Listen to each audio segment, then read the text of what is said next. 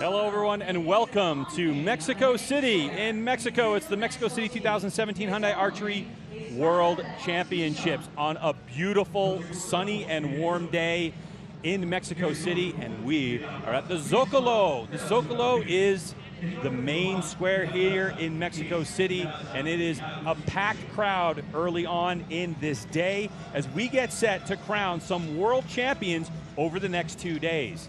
It is Compound Saturday, and so the matches that we have on deck are compound for bronze medal, silver, and gold medals as well. So the crowd has streamed in here as we get ready for our first matches. We'll be doing this all day today.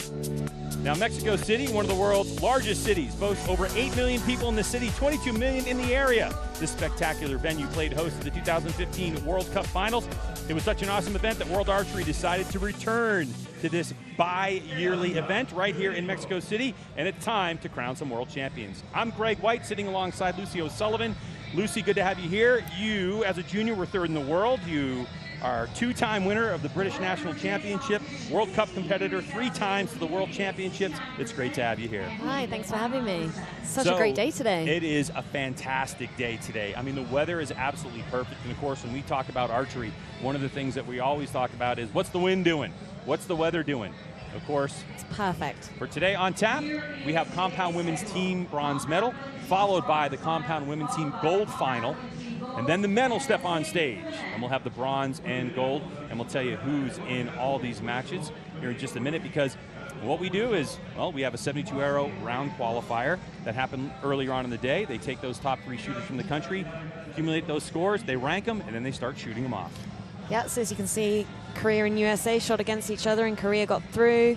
And the same with India and Denmark. India got through. Same with Germany and Colombia. And that's how you get the bronze and the gold medal matches. Just the winners of each matches go through to the finals. So they've known now for a day on what Colombia and India that are going to shoot in that gold medal match. And the good thing is that you are guaranteed a medal.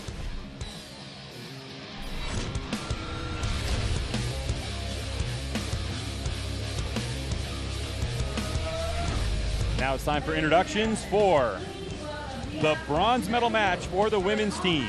And first up on stage, we have the Korean archers. Now this bi-yearly event here at World Championships, different from World Cups, usually 4 representatives from a country allowed, this time only 3. So on deck we have Song Yo-soo, So Chae-won, and Choi Bo-mi. Those are your 3 archers that are going to be competing for bronze in this competition. And Lucy, the archers were here earlier in the day, had a chance to get up on stage and check out the feel of this spectacular venue here in Mexico City. As we welcome the German archers onto the stage, Christina Heigenhauser, Vilja Schall, and Janine Meissner on deck for this one. This is quite a spectacular venue, isn't it, though? It's absolutely incredible. It's very similar to the World Cup Shanghai events because it's on a stage. So the athletes need to be aware that the stage might move if the other team is coming off the line. But yeah, it looks incredible. Like, there's no wind. You can see the windsock in the background behind the Germans. It's going to be such a good event. The German story is very interesting because they actually went up against the women's Mexican team. And during that match in eliminations, there's so many fans here from Mexico that usually we don't have a lot of fans that show up for eliminations. Yeah. But it was loud, they had drums, they were cheering. Yeah. And the German women were able to squeak out a shoot-off victory. And in speaking with them this morning, they said the pressure of that match feels like it prepared them for the pressure of this venue. I think it will, especially, you know, if you're against the home crowd. But, you know, here you're surrounded by spectators the whole way down to the targets. So that's going to be slightly different pressure. So here is a visual pressure, whereas I think in the other rounds was background. So here we go, the first arrows in the sets. Korea will start us off. Now the way this works, there's 6 arrows per end. In archery, if you're new to archery, each time we shoot a set of arrows and retrieve them, it's called an end. So the first shot looks like a 10-9 liner. So if it's on the line, you get the highest score value. So if that is touching the line, she'll get a 10 for that. So each archer will shoot 1 arrow each, and then Germany will go and shoot 1 arrow each. Nice shot there, and you can see there's a time limitation, so it's 120 seconds total to get off all 6 arrows. Doesn't matter how much each athlete takes in terms of time, but the arrows all 6 have to get off in 120 seconds. And you'll see after this 3rd arrow, the time's going to stop. Yes. The other pressure with the team round is that you have to get on and off of the line. So you're not just shooting your arrow, you're trying to get on the line, the shooting line, and then walk off the line and hope that your mate will go on the line as well. Now Germany steps up to the line. A good, strong score to start off this bronze medal match, 29. Korea.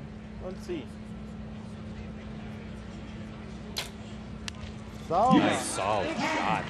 She didn't look too happy with it, but went straight in the X. A little bit of English there on the release. One of the things that we can notice here, Lucy, is that look at the stillness of the bows. The wind is so calm here. It's perfect conditions.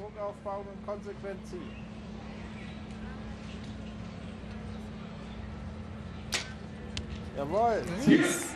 Another solid 10 for Germany. So maybe the pressure from that Mexican match has really prepared the Germans for this match. Christina Hagenhauser now, full draw. She'll be shooting later on today for an individual gold, individual bronze medal. My apologies. So she's, really strong. And you can see the judges have changed that score for Korea. They've now changed that to a 9 asterisk, and that means that they're going to have to wait until the arrows are shot, and they're going to go take a closer look at the target. Right where you want it. Now this target 50 meters away from where the archers are standing from the archery line. This is an 80 centimeter target. The 10 ring is 8 centimeters. That's about the size of a baseball, about the diameter of a baseball. So for British people, I guess that's about the size of an apple. Oh, there you go. Well, we have apples in the U.S. as well, Lucy. But we have smaller apples. Oh, I see. So yeah, it's half of a football pitch. Or if you imagine Usain Bolt running the 100 meters, it's half of that. Solid shot, a good spot for her teammate. So Korea again with a 29 out of those 3 arrows. Looks like a 58 now. We're going to have to see after they wrap up. I think that arrow was in, that first arrow. So, it looked like it was touching the line, so probably be a 10.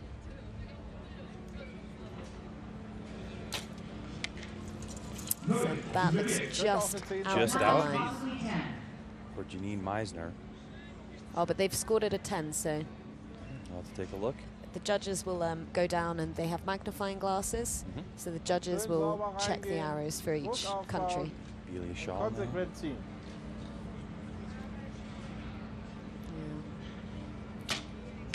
can see what her eye was doing with an 8.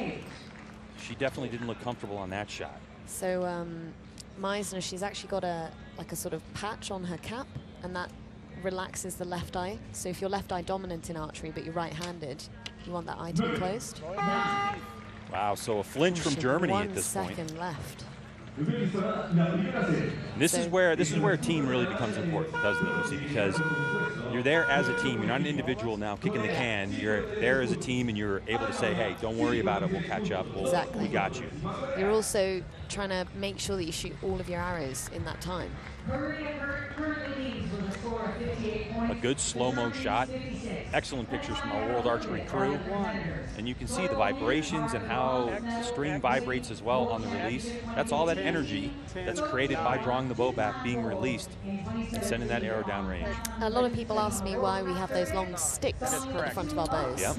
And they're our stabilization, so that sort of takes the pressure out of the shot when it's released.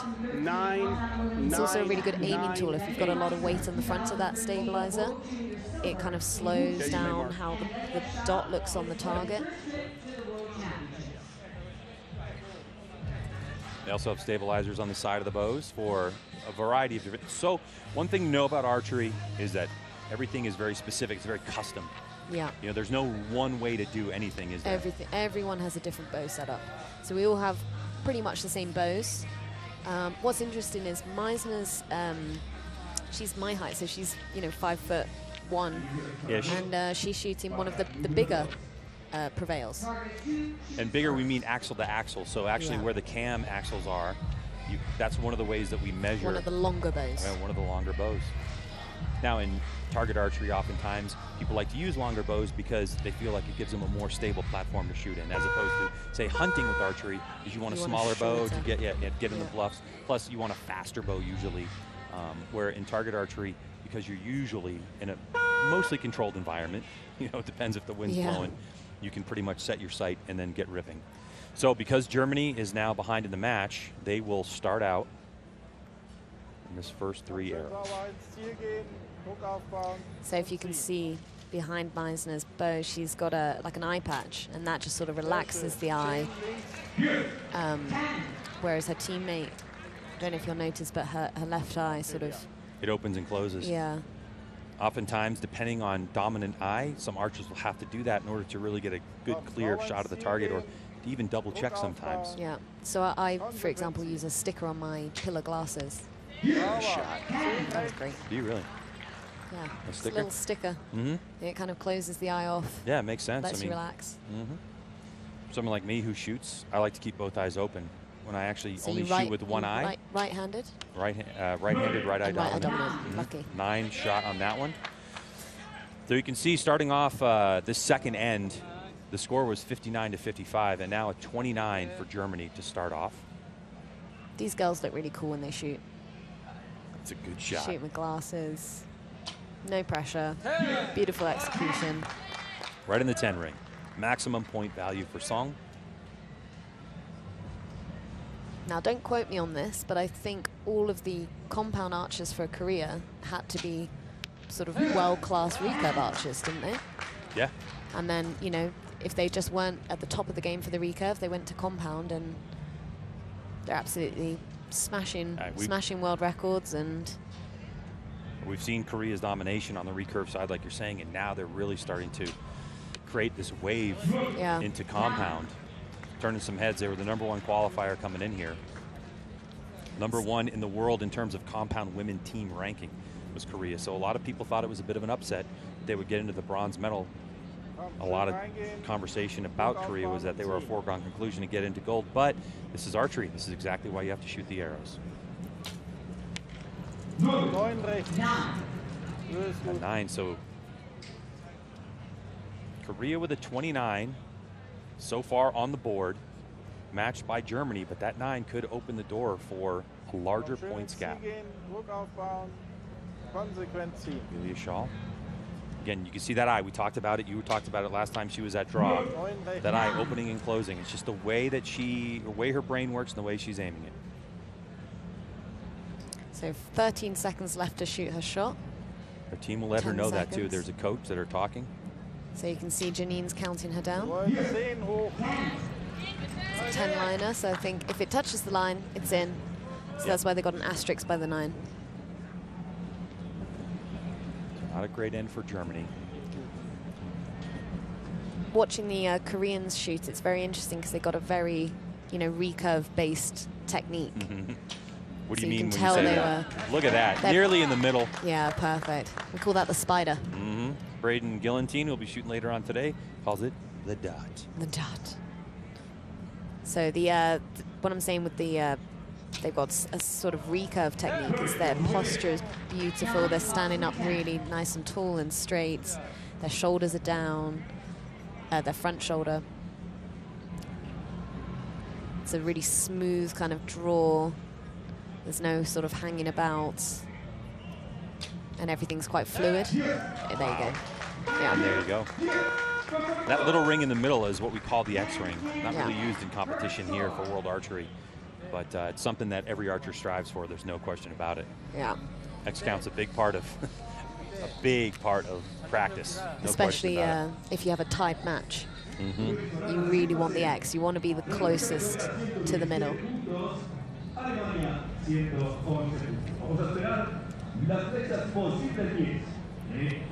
Target 1. What a beautiful execution. We call it this sort of push and pull in archery, where you're pushing the bow forward to the target and you're sort of pulling the string back, and what happens is the arrow just sort of releases. Yeah, distinctive styles and used a lot in Korea in recurve. You'll often see in recurve, when we get to recurve Sunday, that the Korean archers will have their bow basically aiming about halfway through their draw cycle. And by the time they get to anchor, they're already aiming, where when I was talking to Brady Ellis and Jake Kaminsky from the US, they do it a little bit more traditional compound style, where they actually draw the bow, get to their anchor point, then they start the aiming process. Yeah. So a little different than that push-pull method. But you can see the system that they use in Korea is obviously working very effective. So scores are being looked at because there were a couple asterisks, and as it turns out, 10-10-9 x10x for Korea. So another 59 and a 57 for Germany. So a better scoring end for them. However, now the points deficit is a whopping 6. It's a big difference. Now, we were talking about this earlier. You said how some archers feel that, you know, the target is always at 50 meters, but based on the arena, it might feel further away or closer. Now here we're sort of boxed in, and what it does is it kind of visually makes you, it makes you feel like the targets are closer than they are, even though it's 50 meters. Yeah, it's crazy how that affects, and that's here in Zocalo here in Mexico City with all this architecture that's around. It kind of creates that feeling for archers. And you sort of, there's some of the archers, they sort of said, you know, that might give the big differences in scores between teams. Oh yeah, right, okay. And that's what we're seeing. That's exactly what we're seeing right now, is under that pressure situation and having a different visual of what this field looks like could be creating some of these variance in scores. Amelia Shaw. Kind of telling that release that she wasn't exactly happy with it. Now, when you as an archer, when you're looking down range and when that release goes off, and you know what's really going on. You know when it's a perfect shot. You know, like every archer has a different shot routine. Everyone has their elbow in a different position. Everyone releases differently, and you personally, you know what it feels like to get an X or to get a 10, to get that perfect shot. So if your hands just slightly off, if your feet are slightly in the wrong position and it goes off, you know before it's hit the target that it will go out to the left or right. Beautiful shot. So Song now with another solid 10. We're working just past halfway part of this bronze medal match. Compound women, 10 again. Korea are always difficult to beat. The GB team that I was shooting with, we came up against them in the first round. Unfortunately, we lost. Fortunately for me, because you're sitting here, but yeah, no, totally get that. But they are just sort of, you know, unstoppable. Once they were in their routine, it was just 10s, 10s, 10s. There you go. Perfect 30 for the half of this end for Korea. Another point gained. Now, interesting thing about teams, so when you talk about, you know, these three archers that we're looking at here for Germany, they don't have an opportunity to shoot with each other as a team until they come to events like this. They tried to have about a week before a team match because they knew the three archers that were going to make it. Usually at the World Archery World Cup, you have 4 archers that compete, and the top 3 in qualification will be the people shooting for the team match. But they knew, Germany knew, but unfortunately one of their archers was sick and couldn't make it. So, you know, sometimes can that affect the rhythm that you're shooting as a team? I mean, in Great Britain, do you get to shoot with your teammates often? We, what was interesting is our first sort of practice run was in the World Cup in Berlin, so the last World Cup. And we had a different archer there than we did this week. So, you know, you just don't know until the cutoff date for the World Championships, for example. We didn't know who our team was going to be. So we managed to have a bit of a practice, you know, just after one of the local events in the UK. But I think the difference is, I think, with Korea is that they're probably all shooting together all the time. And, you know, you get to know everyone else's routine. You get to know, how, like, you know, when they're good shots, how their timings for each archer. And you can tell by the time on the screen, too, with Germany's just left under 10 seconds each time they shot. You know, which is really cutting it close. That really increases, that heart rate increases the pressure.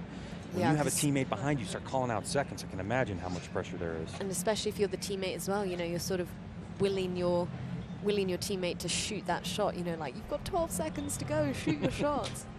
Whereas Korea always have enough time. So a 59 out of 60 for that end. Very consistent, 59, 59, 59. Extending the point lead to 7. And Germany's getting better and better, but a 7-point difference already. You know, they started with a 55, then a 57, then a 58. You have to think nerves. I mean, 55, 57, 58. When you get deep into this match, the nerves start to calm down a bit. Yeah. Especially when you know you're behind. It's almost like that attitude, like there's nothing to lose. It wouldn't surprise me if they finished with a 60, for example, but you know, a 7-point deficit is it's quite hard to come back from, especially if Korea are just getting 59s the whole time. We're here in Mexico City for the 2017 Hyundai Archery World Championships. The biannual championships happens every 2 years. 2 years ago, we were in Copenhagen, Denmark. And in 2019, we're headed to the Netherlands. But this, to be called World Champion, is a very prestigious event.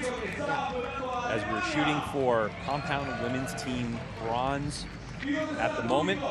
3 ends in the books. Scoring is official. So a consistent 59s for Korea has them 7 points out front as Germany continues to improve. But with 6 arrows remaining on each side, it's going to be pretty difficult for them to pick it up. And we're actually outside in our commentary position, and at the moment, starting to feel a little bit of a breeze, a little bit of a pickup. Papers are moving a little bit. Papers are moving. Now, you may think it's too little, too late for Germany, 7-point deficit, but actually in archery, it's never over. Anything could happen. Anything. Let's see what Meisner is able to put down. Solid shot. It seemed a little bit of a longer shot for her. Which could be problematic, as we've seen the time that Germany has been taking.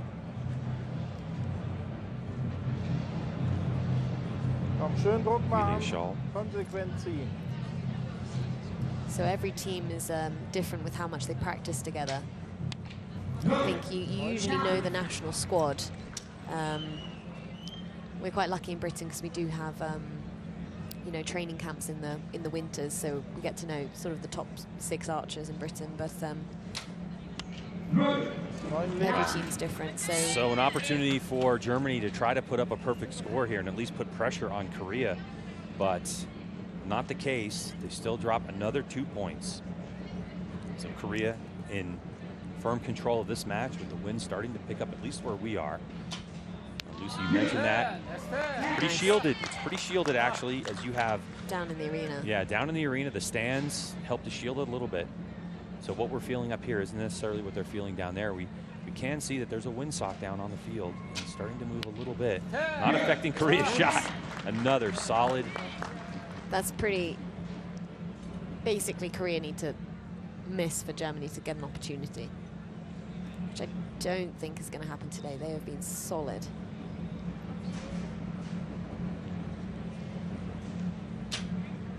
Such a beautiful technique. Another 10. Little smile from the coach in the coach's box. Just a little bit of a grin. Yeah. Knowing that this match is in control. What I like is this graphic along the bottom. It sort of shows the time ticking down and how much time you have for each shot. Clock continues to tick. When we're in 720 round or 72 arrow in the qualification rounds, there's generally 40 seconds per arrow if you broke it up evenly. When we get to elimination rounds, it goes down to 20 seconds, so it adds more pressure to this situation. But that's 20 seconds with walking on and off of the line. Exactly. Whereas in an individual match, you're already on the line, so you've got the full 20 seconds. So Heigenhauser at full draw with 10 seconds remaining. She lets it go, and a 10. So that'll do it for Germany with 4 seconds remaining on the clock. So they just have to sit and wait and see what Korea gets now. 57 seconds for them. I mean, basically, Korea could miss a shot and shoot 2 10s, and we'd have to go to a tiebreaker, a shoot-off. There's the first 10. You saw earlier on our graphics, 277 kilometers per hour. They need a 10 to win now. And a miss. And they've won the match. That would tie it. Oh, they'd be tied. Right. 8. Ooh. Doors open. Oh, so she just needs to She hit to win. just needs to hit to win. Okay, that's fine. Yeah. And now different from recurves, we only have rings to 5. We only have 5-point rings. So she needs a 5 to win. Yeah. And there it is. 10. Good way to finish off. So Korea with a 10. And we'll come into the score of 235 points to wrap up the bronze medal here at the Mexico City 2017 Hyundai Archery World Championships. It's quite a big difference in score. Quite a big difference. Something we actually didn't really expect coming in. So when you get to these sort of top matches, the gold, bronze medal matches, you sort of 2, X, 10, 10, 9, sort of expect 9. things to be Korea winner. you expect things to be much closer. So you would sort of hope for a 235 and a 232 or 233. 10, 9, And yeah, it's interesting how that, you know, an 8, Yeah, but you 9 point did difference. call it, though, because there is that extra pressure, you know, of how it looks, how the distance looks. That 50 meters looks a little bit different being here in this arena. And you did kind of call it at the top of the show that we might see some match scores that are huge difference. I mean, we were talking there, 8 points would be the margin of victory for a team that, you know, Germany qualified 10th. I mean, they're going up against the #1 seed. Yeah. And it just so happens that Korea lost along the way, but still a very competent and qualified team in Germany. We didn't expect to see such a difference. The the gold medal match is going to be really interesting. So I'd say we've got a sort of really good team in Colombia. Yeah, and then a sort of another team of India is sort of the underdogs, I would say. Oh, there's no question about it. But the gold medal match, I mean, some teams happy just to be in this position, as gold is coming up in just a moment.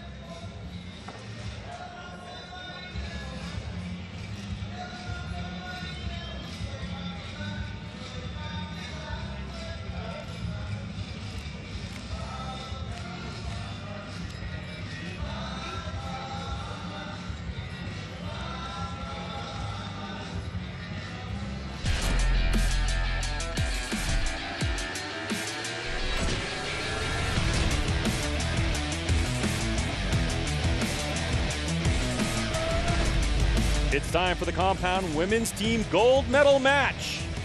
Coming out onto the stage right now is going to be Colombia. This match will see Colombia going up against India for the gold medal in compound women's team. First to take the stage will be the coaches. They get into the coaches box and they have their sighting scopes. And now the presentation of the archers that'll be competing against each other to be crowned world champions of the Mexico City 2017 Hyundai Archery World Championship. And on deck, we have a very solid team from Colombia, including a very familiar name, Sara Lopez, Alejandra Usquiano, and Nora Valdez. Sara Lopez on the right part of your screen, Usquiano in the middle, team. and Valdez on the left side of your screen. That's the way you do it. Yeah. These team events just have such a different feel than the individual matches, don't they? I think they're going to have, like, they're already having so much fun. They already know that they could potentially have a medal. You know, they've got a silver or gold. They're happy. And from India, the archers here will be Jyoti Sharika, Trisha Deb, and Lily Chanu. Now what's interesting is Colombia's world ranking was 11th. And India's world ranking was 6th. The world ranking 7th, they came in here 6th. Sorry. No problem. 11th and 7th. Yeah, Apologies. so, you know, one of the things that we were looking at too is, as you can see, the world ranking for the team in 7th place and what their percentage was, and they're 6th coming into this round. And when I was able to talk to these women that shot yesterday, they were just so excited to be on the stage. You know, the possibility of leaving here with gold medal and you know, the distance to travel here to Mexico City and the time we've spent here. I mean, you've been here now for 10 days as an archer shooting. It's been a long trip. It's such a good match. Look at her. She's already ready. Here we go.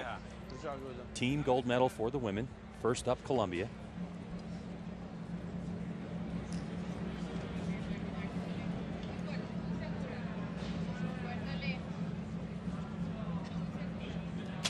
Buena, Aleja, muy bien, muy bien.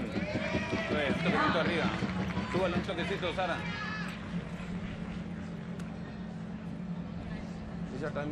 So that was a 9 from Colombia. First arrow. 120 seconds on the clock to execute all 6 shots, 4 ends. Muy bien, Nora.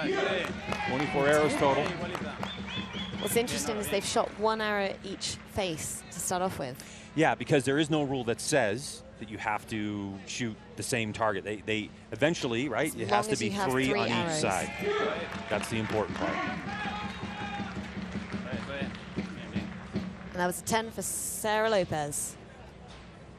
So Lopez, who was an early exit out of the individual matches, back on form. Shot. Shabash. Good. Shabash. Same time you're hitting. Bow hand roke ke And a 10 from India. So they're sort of the underdogs, I would guess, in this match, because, you know, with the Colombian team, you've got great Sara Lopez. She's had so much experience. Uscliano's been in loads of events.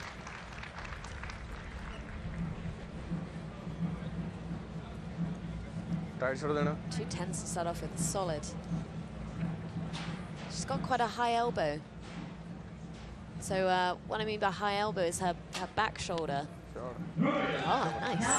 Back shoulder's quite high, so, you know, different people have different bone structures, and that just could be where she needs to put her shoulder blade just to get the perfect execution. As you can see here, Uscliano's got sort of like a lower back shoulder, or back elbow. More flatter, more in direct alignment with the arrow. Uscliano, perfect shot. Great shot. They're excited. They're so excited for this match. 40 seconds remaining. She's coming into anchor. She's got a little kisser button, which is on the corner of her mouth. Some archers find that really useful just for an anchor point. Valdez with a 9. And of course, with the experience and winning percentage of Sara Lopez, she's going to be the anchor for this team. Yeah. Lopez ranks 2nd in the world, 22 years old. Has a massive, nice shot, massive win percentage. 87 matches won out of 104, 84%. Wow. Incredible. And she shot a best for women, 710 in a 720 round, only dropping 10 points in 72 arrows. That is 10 9s. That's 10 it. 9s. 9 for India. So the good thing about the gold medal match is that both teams are going to get a medal. So the pressure's sort of off in a gold medal match. Yeah. So usually you see slightly lower scores in a gold medal match than you do in a bronze medal match. Because in a bronze medal match, you will win a medal or nothing.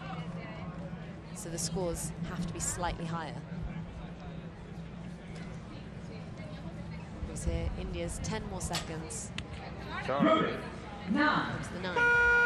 So the door Slightly is lower open. scores than Again, what we're bronze seeing, medal match. this is a gold medal match. You're talking about 2 teams that have shot their way into this. And to fall behind this many points early on is not something we typically see in team medal competition. We're taking a look at the Indian team. You have Trisha Deb, who we talked about, 26 years old. And she has a personal best set this season in qualification rounds, 688. She's won 9 matches in her time in World Cup competition. And she's ranked 156th in the world. As for Lily Chinu, 29 years old, ranked 33rd in the world, has a 46% win average in her matches, has a personal best of 695 in those qualification rounds. And as for Jyoti Charika, 21 years old, 20th in the world, has a 58% win percentage. And she's definitely an archer to keep an eye on. Yeah, it's the baby of the team.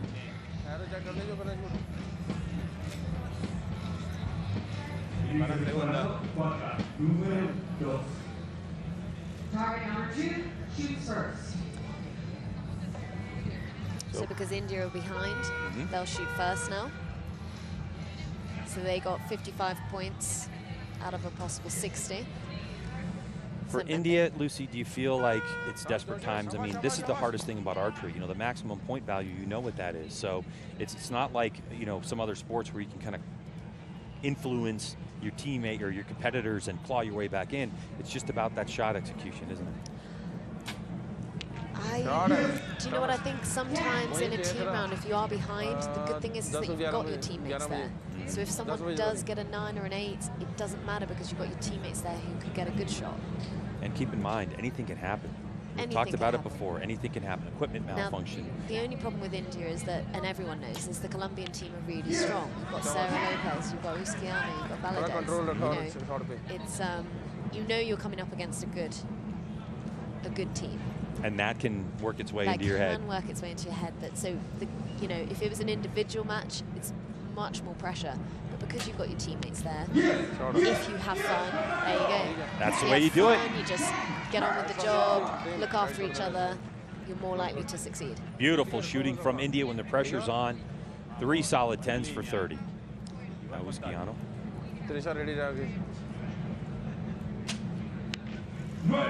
Wasn't too happy with that shot. Again, the coach as well playing a part, going back, getting a fist pump from the coach. Coach saying it's okay, no worries. Yeah, you still got this. You know, there's 6 shots per end. And it's a cumulative score, so even if you don't get the best 6 shots this time, it's, you know, if you're ahead, you're ahead. Valdez back up with a 10. Here's World Archery star Lopez, right where it needs to be. Yeah. So at this point in the match, Colombia's given India a point back. Can India keep it going? That's another thing when you talk about pressure. If you're behind and you have nothing to lose, then all of a sudden if you start to claw your way back, you don't want to stop that momentum. That can play a factor just like that shot right there. Yeah. Exactly what you're talking about.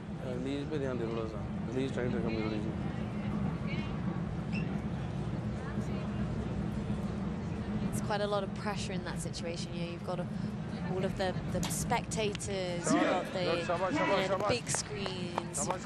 A dragonfly just flew onto the stabilizer of Lily Chanu, and she shook it off and still shot a 10.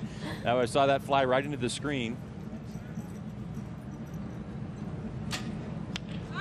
Nice shot. It's 114. It's, you know, 114 out of 120. They've dropped 6 points. Is that too much for Colombia? You know, Colombia unlikely to drop 6 points. Last time we saw Rusciano, 10. It was a 9, now a 10. Vamos, Nora, igualita.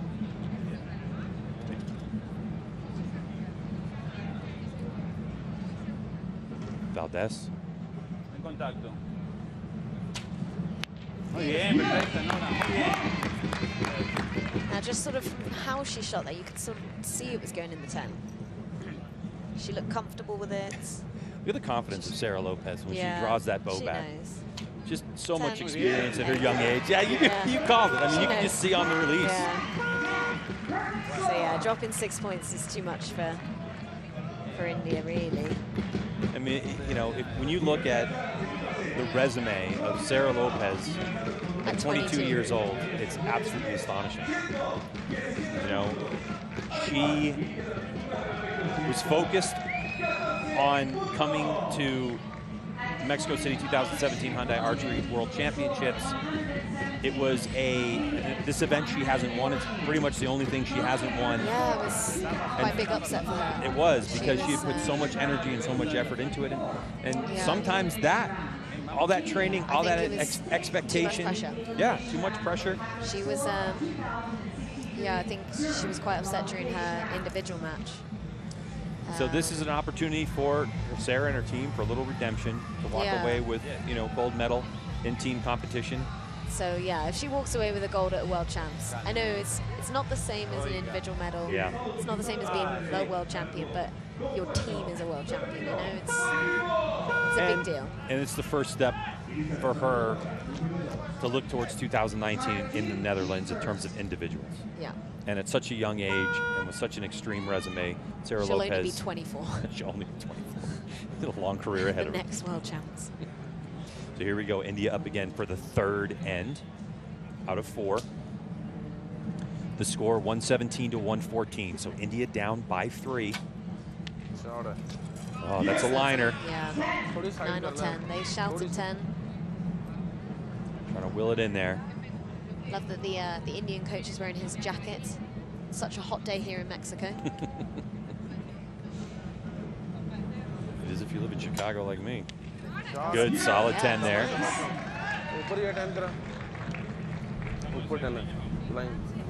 Feels like the wind's starting to move around a little bit as well. Stabilizer rods. You can see that archers use different styles of stabilizer rod. That's more of a wing type that's going to break a crosswind. And the theory is when the wind's blowing, it's not going to hit the stabilizer as much as opposed to, say, just a round stabilizer like we see out of Husquiano. So more like the wing of an aeroplane. Mm-hmm. Now, what's interesting is Husquiano's got so many weights on the back of her stabilizer. So she uses that for balance. You've got to be really strong to be able to hold that up. You know, it's a lot of, whereas her teammate doesn't have, you know, as many weights on the back of her bow. So that's that sort of stabilizer that just goes off to the side of. You can see that bow bouncing just a little bit at hold right before the release. Doesn't matter. Into the 10 ring it goes. Straight in. I like this shot. You can see how far away that target is. It's Sara Lopez with a thumb release. Just outside the 10. Nope. Yeah, you can sort of see, you know, how far away those targets are from the archer, and you're trying to aim at something that's the size of an apple, you know, a small apple. From 50 meters away, it's, you know, with all this pressure, you can hear the drums in the background. It's quite intense. Patricia Debin with a 10. Now Lichinu. Teammates supporting her, standing there chatting to her. Nice shot. What a solid shot execution. Now Jyoti Sharika lining up for the final arrow for India of this third set. Trying to put a stamp on it. She does. So the first arrow for India is actually going to be a 9 asterisk. So we'll see. They may have shot a perfect 60 on this one. We have to let that be decided. But still, Colombia now lining up. Colombia 3 shots to go in this third set. 10.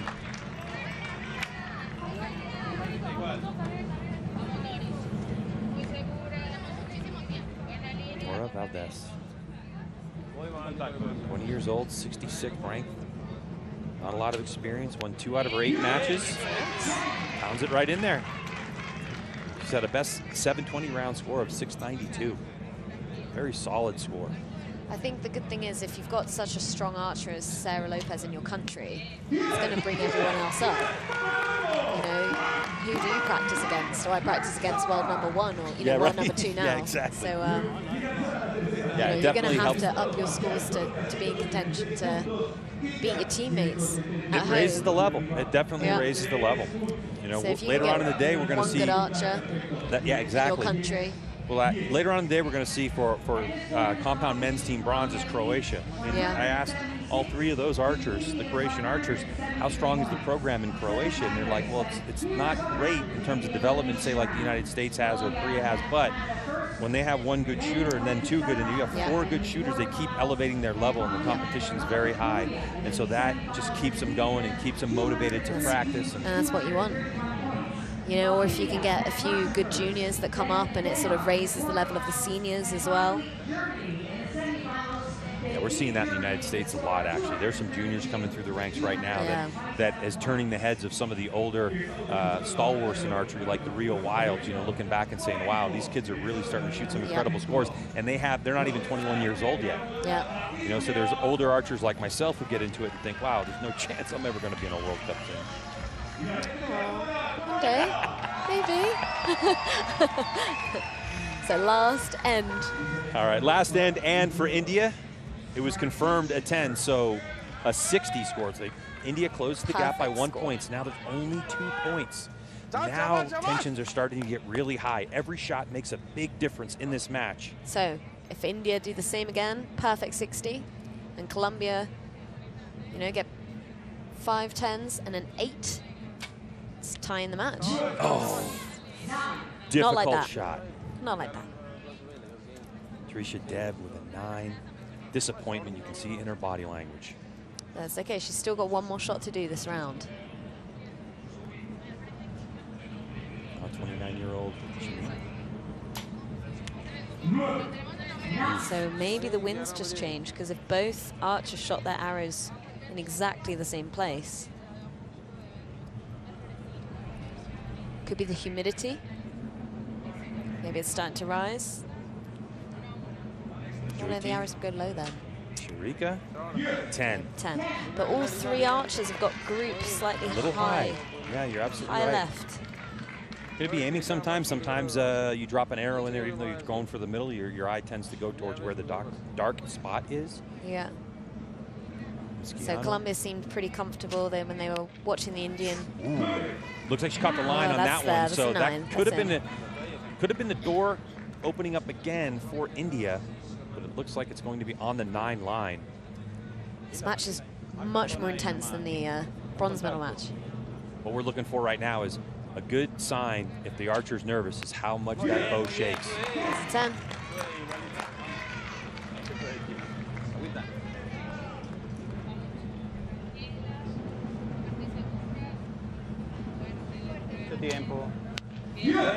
X. Unbelievable. Yeah. You can even tell from Sarah's the rhythm that she has in her shot. Yeah. How much confidence she has. Smiles all the way across the board, a lot of confidence. So now it's on India's shoulders. If they have any chance in this match, they need to X out. Going to 9. Same place. I would probably adjust my sight if I was down there. Or tell my teammates to adjust their sight. Well, and that's part of the team communication. Yeah. Absolutely part of the team communication. Letting your team know what's going on. You can see the communication there by Jyoti Shirka. Same place. So tell your last teammate, just move your sight. A couple of clicks left, maybe 1 up. Very unusual considering 55 was the opener for India. You can chalk that up to nerves, but then 58 and 60, and now this disaster. Wow, all in the same spot. Not gonna win a world champs with that. But they'll win a silver medal. They will win a silver, that's true. But it's not over just yet. There's still 3 arrows to be shot in this match, but a 55 to match their first end score. Musciano. But anything can happen in archery, you know, someone gets an 8 or a miss or a 7. Equipment malfunction, something happens, time runs out. Yeah. So much that happens here in team competition when we get to the Zocalo in Mexico City. Nora Valdez. Nice shot for Nora. She's done really well today. Just hammering that thing right in the middle where it needs to be. And now the anchor. She basically just needs to hit to win. It's 224 to 228 before the zero, and she does it in fine style. Gold Sara Lopez, medal. Alejandra Musciano, and Nora Valdez will walk away with the gold medal for Colombia in the women's team round. World champion. World champions. Team. Fantastic. Yep. What a proud moment. But again, Lucy, 234 to 228. That's a big difference. Quite a big difference, It's a big difference in score. You nailed it again. It's just a different venue. The idea that with all the architecture, the age of this place, the history here in Mexico City at the Zocalo, incredible. Colombia takes it. Where do we go? What do we look at? There we go. Look at the crowd. I mean, think about how many archers show up to compete, and they've been here for so many days, you included. You know, not to pour salt into a wound or anything, but what do you possibly think it would mean just to get to this point, to get on this stage? Oh, do you know, well, that was my goal. I was trying to get there somehow, somewhere. Everyone wants to be there, you know. That's why, you know, you have the team round. That's why you have the mixed team rounds. You have the individual matches. You're just hoping to get on that stage for something. You know, it's just incredible. So it must be such an achievement going home with your gold medal, no matter what. You've got a gold medal. You are world champion 2017. Can you imagine telling your parents, hey, guess what I did guys, this weekend? Yeah, I'm sorry. What I did in the last 10 days. Yeah. Came to Mexico City for the 2017 Hyundai Archery World Championships and won.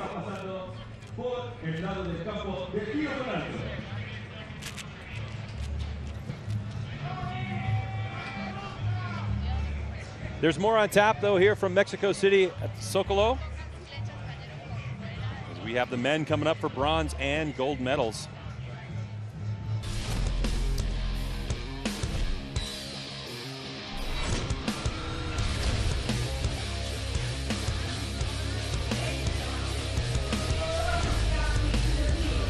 And competing for the bronze medal in team competition for the men will be Croatia against Colombia. So Colombia with another opportunity to medal here in Mexico City. And arriving on stage for Croatia, Domagoj Budin, Ivan Marques, and Mario Vavro. Vavro, your archer in the middle with the Bowtech hat on. Budin, right part of your screen. And Marques, the tallest of the archers. So these three, as I mentioned a little earlier, talking about their program, and we'll get more into that, as now the team from Colombia arrives on stage. Daniel Munoz, Camilo Cardona, Sebastian Arenas. Munoz with his back to us now. You'll see he'll take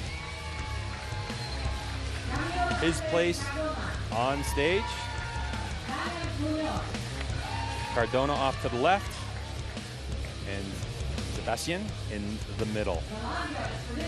This should be a fantastic match. Yeah, I think Croatia are pretty happy here because their world ranking is 40th in the world.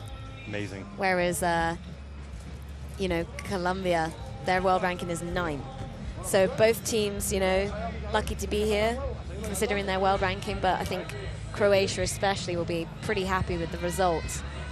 You know, their world ranking is going to be going up today as a team. As a team. So Colombia came into this match. Their ranking, Colombia's ranking in this round was 14th and Croatia was 4th. A lot of that, you know, what we see typically in World Archery is Vavro and Budin, the first two of the archers. Marques, on the other hand, hasn't spent as much time here, but it's his shooting that's really propelled the Croatian team to qualify 4th overall. So Marco Vavro, who, if you have been watching archery for a little while, made it to Vegas. Was shooting in Vegas and had dreadlocks, so he's chopped those things off. Yeah, he looks a lot better now, more presentable. 2 nines to open up is not going to help them out though. Especially for a men's team, you know, if the Colombian women team start off with 2 10s, whereas the men's team 2 9s. Do you think that's nerves? There's no question it has to be nerves. 37-year-old Marques tries to get the team going with a 10. So they all seem a bit confused. He's a little shocked. He's a little shocked. He thought that shot broke really well. But the wind has changed. We're looking at our windsock, and we can see that there's just a little wind pushing back towards the archers. With a bit of a headwind, that can reduce the velocity of those arrows and drop them a little low occasionally. Wow. 8 from Colombia. So that wasn't expected either. An 8. So, you know, if you're Croatia, you're starting off with 3 9s, you've dropped 3 points already. You think, ah, that could be it, we're done. Not if you're the other team get 2 8s. Oh. You could see the English on that shot. On the release, he just knew that was just disaster. If they spent, you know, just 1 or 2 extra seconds on each shot, just finishing the shot. Yeah, so of course Camilo has the most experience out of these out of these 3 rather. So, you know, his win in the 10, he knows what he's doing on a World Cup stage, and that's, World Championship and that's also stage. the point of the anchor, isn't it? Yeah. You know, the point of that anchor too is to make sure that those solid shots are so taken. what's interesting with Colombia, nice, on the spider. Vavro. That was a good recovery. So Marco Vavro right in the middle. What's and giving Budin a good place to aim. Yeah. What's nice is the coach for Croatia is Domi Budin's dad. So that must be quite nice, you know. Your parents know what you're doing. Yeah, no doubt about it. Rooting for them. Kesh now. He's got a 10 and a 9 to look at on that target. You see his jersey starting to blow around a little bit. Drops it low. Usually when usually we'd start calling that a disaster at this point at 55, but with how Colombia shot at the beginning with a 26. 2 8s is it's anyone's match at this point. So they seem quite, you know, shocked by 55 out of 60. But a 9 from Colombia is not going to help their situation either. They need 2 10s just to tie this round.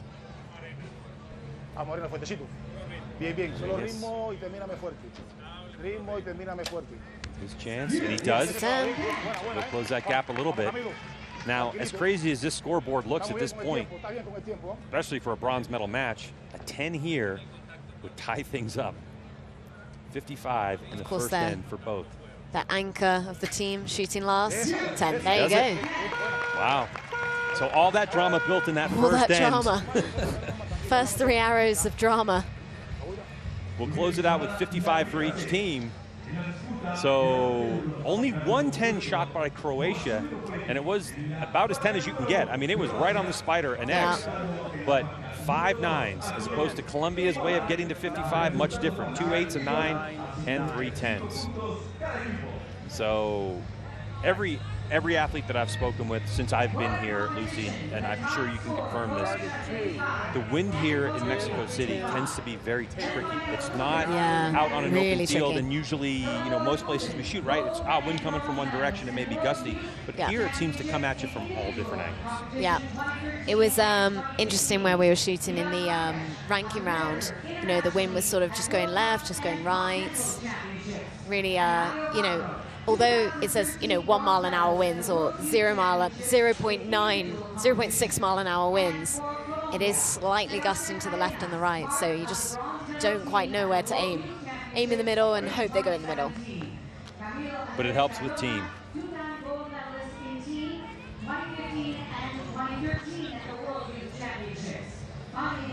As we get ready for end number 2. So confirmed 55. For both teams.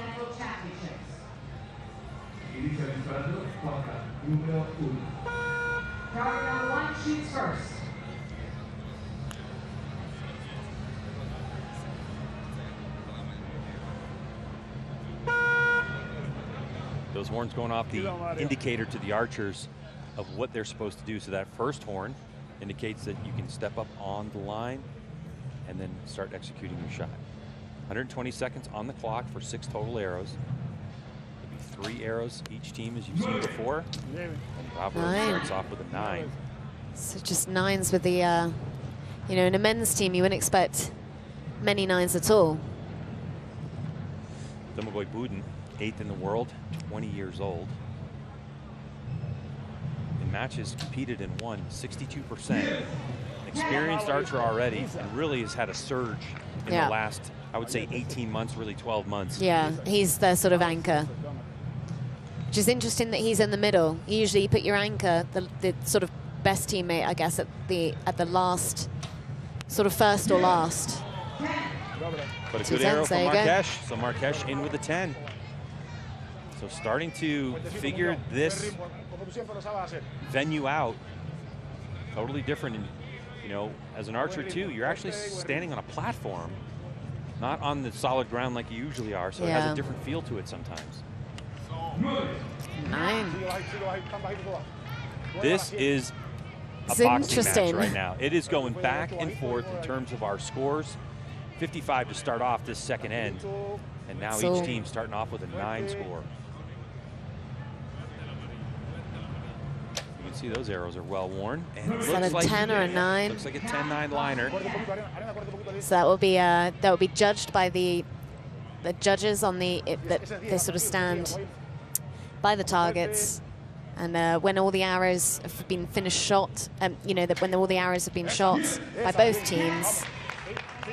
teams will have their representative pulling out the arrows and getting the judges to, you know, to check that that is a 10.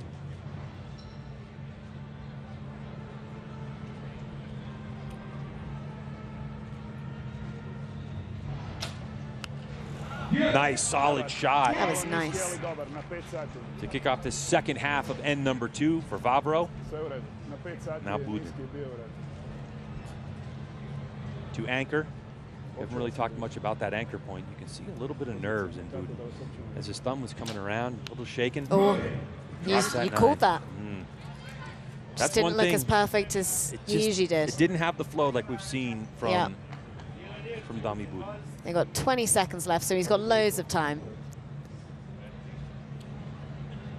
So he's got his full 20 seconds. Oh, I didn't look happy with that. Right, you can see on that release, just that little grimace. That was enough. Too many 9s, 57. So now Colombia with an opportunity to try to pull ahead in this match. If they can shoot a 30 score here. It's a 9-10. So again, it's been asterisk, so kind of look like a 9 the judges will check it out. Yep. I mean, if you're Colombia, if you're the Colombian teammate, you will make sure that you call it in, and it's up to the Croatian teammate to say no, it's not. It's a 9. There's a 10. But that's a 10, so it doesn't matter. They're already ahead. Dame un chance ahí, Arena, que no veo. Bien, bien. Fuertecito, gracias. Bien fuerte trabajo. Bien fuerte. And a 10. So the door was open. Colombia stepped through. And now they have an unofficial 1-point lead. We'll have to see what that 9 asterisk is. Going from 1 to 2 points when we get into team competition, any competition at this level, means a lot. Yeah. Just gives you a bit of breathing space, really. You know, if you can get 1 point ahead, you kind of relax into your shots, and you then sort of feel more comfortable. You know, you get shooting more 10s, and sort of confidence improves as well. So if you can get, like, you know, 1 point, so there you go. The judges are checking out that arrow. 10, 10, 9. Yes, 10, 10, 10. 10, 10, 9.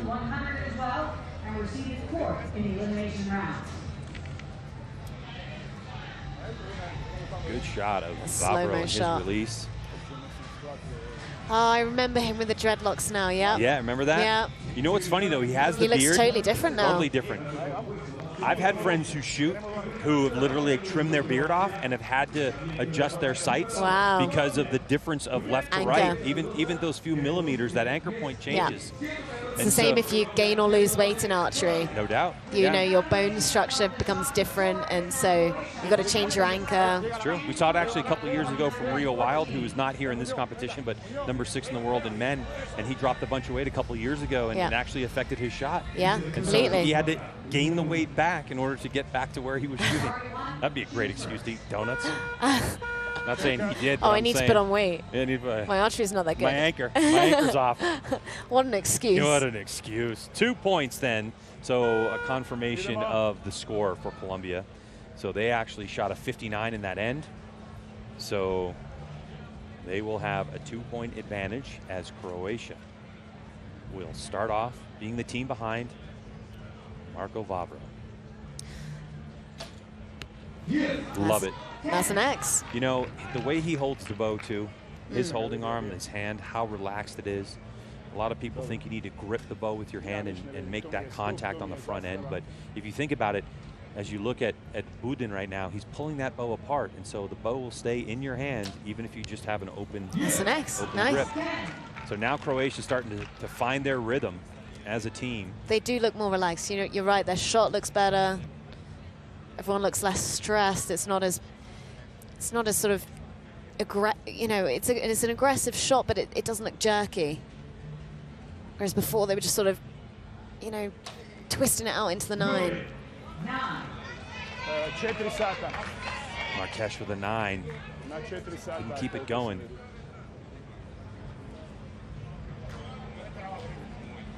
So Colombia have the breathing space.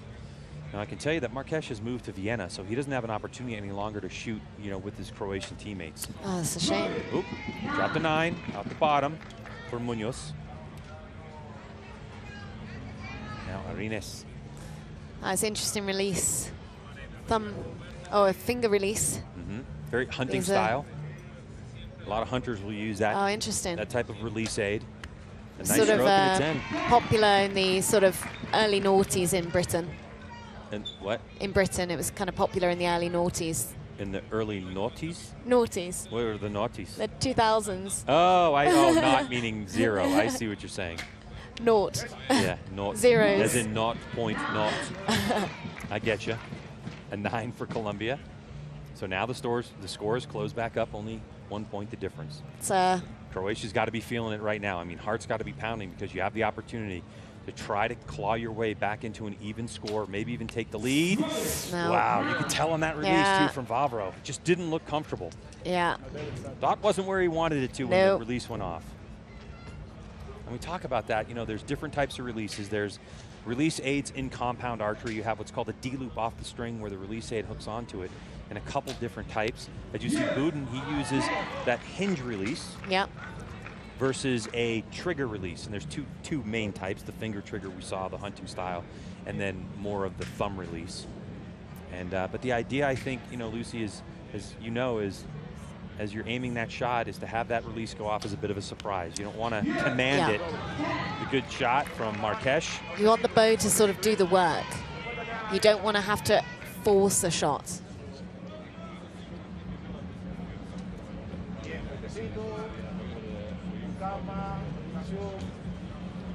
Columbia back up on the line.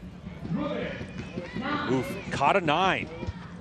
So now things starting to shift in Croatia's favor at the moment.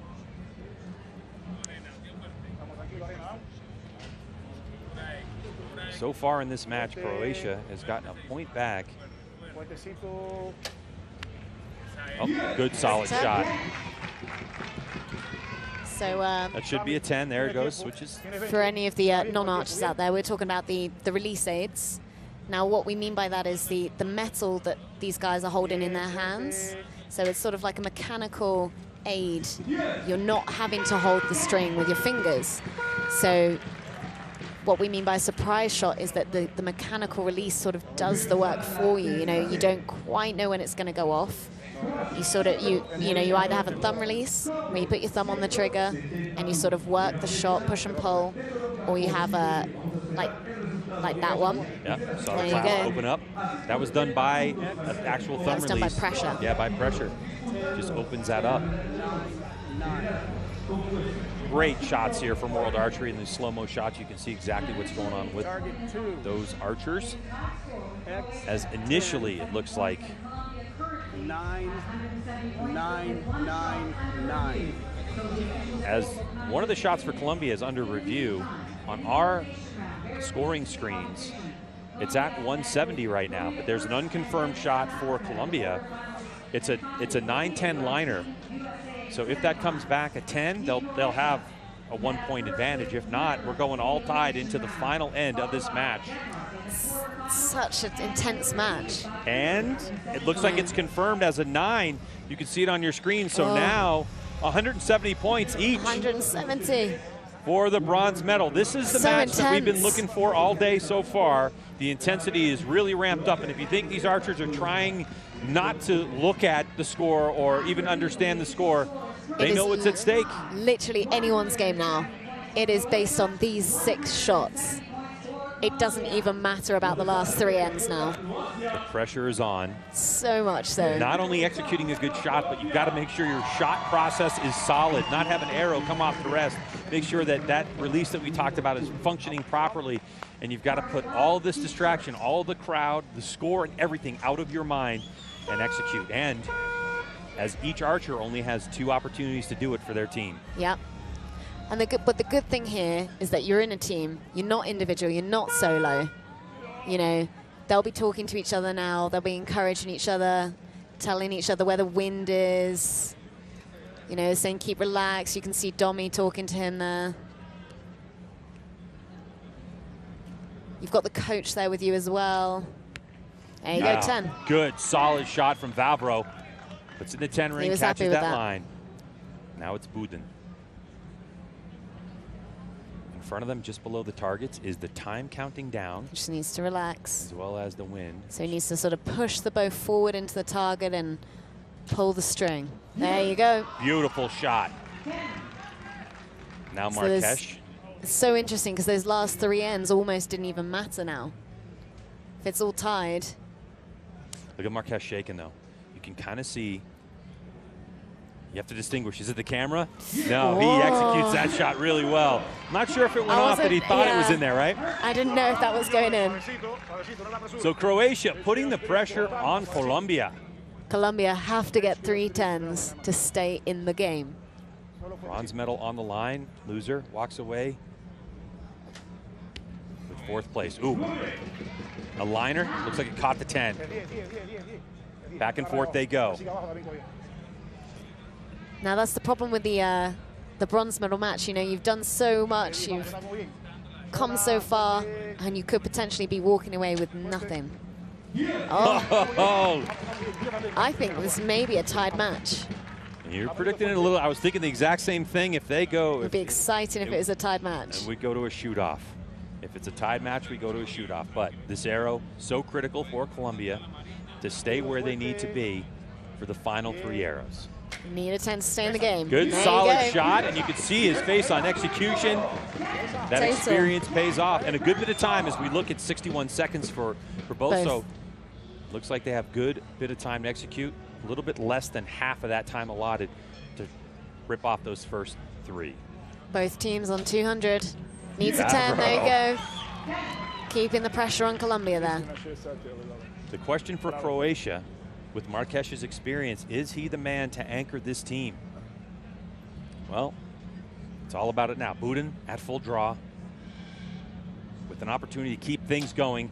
A good release, and he does it in that 8-centimeter ring. Could they get a perfect 60?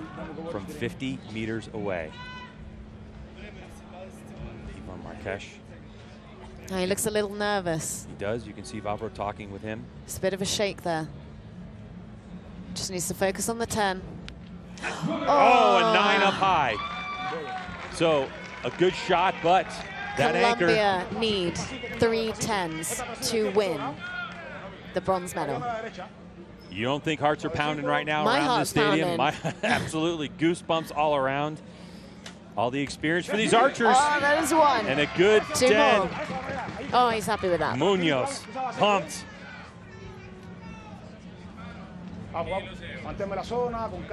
Crowd trying to He's got to relax. His teammates have got to talk to him. He's still got 2 more shots to go. A lot of conversation off to the right. And a 10. So it's down to this final arrow. A 10 to win.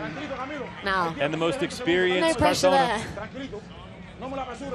Now he'll know that. He'll know he needs a 10 to win because you can see the scores in front of the targets.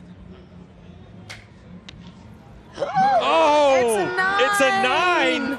So a tied score on the final arrow for Colombia. They look happy though. It's a smile because it's a shoot-off. Wow. So all the pressure. It's exciting. This is the team matches we were hoping for. Ranked 9th in the world, a 22-year-old, Camilo Cardona, can't close the door. So now it comes down to another team effort as we get into shoot-off. Interesting in the shoot-off for teams. This is the way it happens in a shoot-off, okay? Yeah. Each archer is going to get to shoot arrows. If one team has a higher score, they automatically win. If they shoot the same score, it goes to the closest arrow to the middle. Yeah, it's really intense.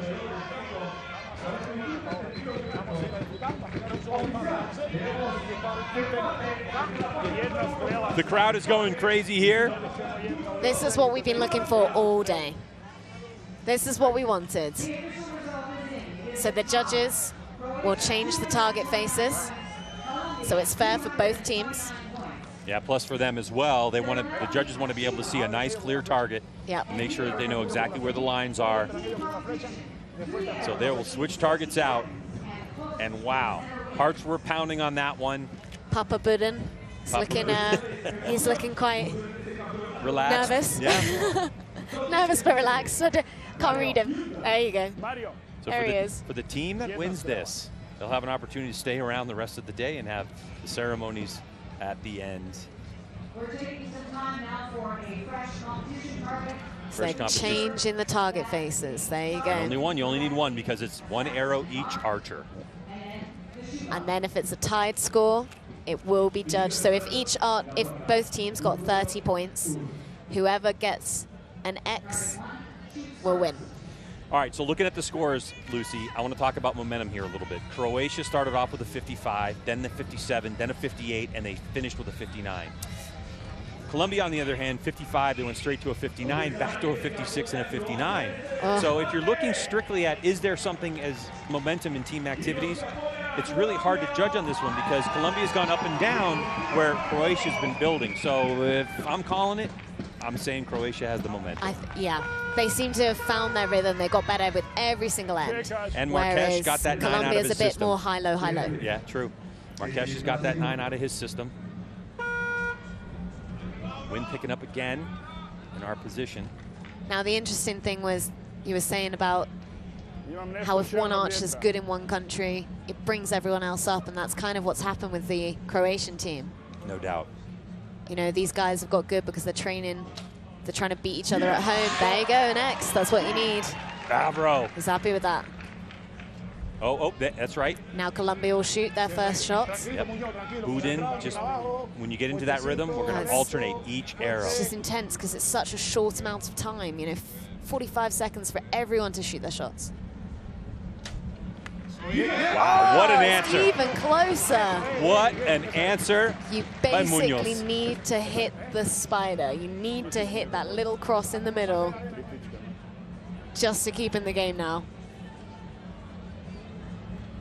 If both teams got a 30, at the moment Colombia's arrow is closer. Oh, Budin opens the door.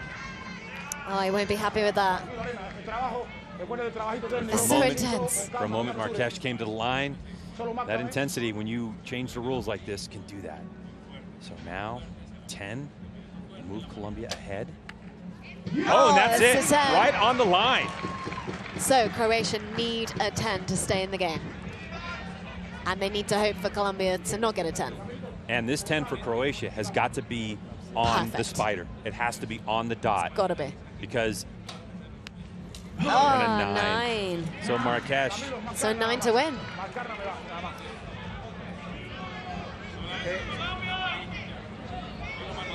So here we go, lining up for the last shot. A 9 to win on this one for Colombia. To take goal. Oh, right in the middle. Nice. What a shot. And Colombia will celebrate here in Mexico City. Fantastic. That's incredible. Hugs all around. 2 medals so far for the Colombian teams. A bronze medal, and there is a good look at how those arrows landed by our Falco Eye. The digital scoring system, and a solid 30 out of Colombia for that bronze medal. Incredible action here. Mexico City 2017 Hyundai Archery World Championships. And all these archers are going to remember that match. It may not have been for gold or for silver, but no question. And, Lucy, you talked about it. Although Colombia wins the bronze medal, a win also for the men's compound team in Croatia, as they were ranked 40th in the world coming into this one, qualified 4th. And by making it here, you're going to see a climb up for that team. So 299 on the score during the regular ends round, and that tiebreaker will be 30-28. So new target faces will go up.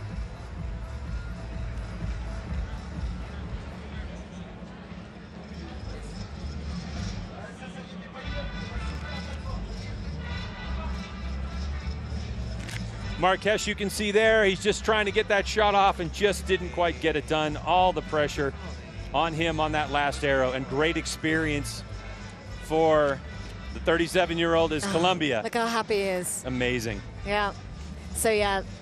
But Croatia will be happy. Their world ranking will go up.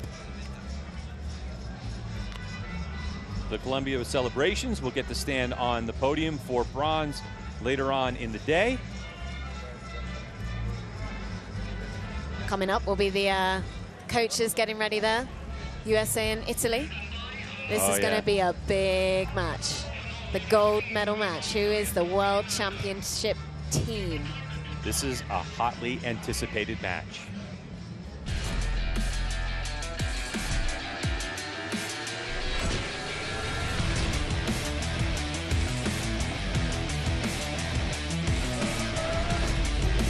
It's time for the gold medal final match for men's teams. And it is Italy versus the United States. And coming up on stage for Italy, the venerable Sergio Pagni, Alberto Simonelli, and Federico Agnoni. Different team this year. A different team this year. You can see Sergio Pagni, a very popular archer in his own right. Won Vegas, the only one out of the lucky dog to ever do it. And Alberto Simonelli. Shout out to Alberto Simonelli, only the second para archer to ever win a medal in an able-bodied world title. We'll talk about that more as the U.S. team takes the stage. A very flamboyant team, a good communicating team, and archers having a tremendous amount of fun. They were the #2 qualifier, but they are the #1 team, #1 team in the world. And you have Steve Anderson in the middle. On the right part of your screen, Braden Gillentine, and relatively new to World Archery is Chris Schaff. So Chris Schaff, the newer member to the team, in the way the U.S. works, was able to qualify for this match, leaving 6th in the world Rio Wild to sit home and watch this on the Olympic channel in the United States. But this should be a spectacular match. Really exciting. So we talked about it briefly as you're taking a look at Alberto Simonelli. Simonelli, only the second para archer to win able-bodied world medal. Of course, the first time was American Kevin Polish. That was done in Madrid back in 2005. So quite an accomplishment to make this team and beyond this Italian team. And in talking with the Italian archers, they're so happy to have him on the team. He's such a solid shot and a great competitor. And so much experience as well with the whole team. And congratulations all around from the Americans. So here we go. It looks like the running order is going to be Steve Anderson. The Giant. The Giant. He'll get things rolling. Then it's going to be Chris Schaff and Braden Gillentine. So Steve Anderson making an equipment change in the middle of the week. Had set up a new bow. Had actually just a slight longer draw to it. Wow. Steve Anderson had a 32.5 draw length. 32.5. Anderson! One thing I can tell you about Steve Anderson when he shoots, if he knows that thing's in the middle, he'll let you know as soon as he releases it. That's what I love about watching the American teams. They're so vocal about how they score. Chris Schaff at 22 years old follows that arrow up of Steve Anderson's. 25. 25 years old, 46th in the world, Chris. Well, his best score he shot in a 720 round is a 708. Here's Braden's Braden had Gillentine, such a good year. and he nails it too. He has such a good year. There's I no haven't question seen him about around for a few years. He's sort of been there, but not quite there. And this year is sort of comeback year. He's done really, really well. Braden Gillentine. Here's Simonelli. Simonelli's going to start off just out the right on a 9. Wind seemed to calm down here. They can actually, archers can see that. He's 50 years old, it's incredible. So good. That's what I love about archery. There is no age limit. Yep, absolutely not. And then, Pagnoni? Pagnoni, 50, good 29 shot. years old. Yep. So the youngest on the team. The youngest on the team, exactly right, because Sergio Pagni comes in at 38 years old. And he's had so much experience. Oh, tons. And we talked about Pagni. He's the only archer to have ever won Vegas out of the Lucky Dog. Pagni, a little interesting on the release. It just didn't look like it came off the way he thought it was going to come off. So the door's open here now for the U.S. There's the big cat, Steve Anderson, who, if you go to World Archery's Facebook page, was doing a Facebook Live with my commentating partner for tomorrow, Nessa Lee. And Anderson on the line with a 10. And in archery, as we like to say, Lucy, a 10 is a 10 is a 10 is a 10. Exactly. Doesn't matter how you get there. Even if it touches the line, it's in. Schaff now, out of Montana. He's got quite a low sort of back elbow. He does, yeah. Sort of like a lean back to his style.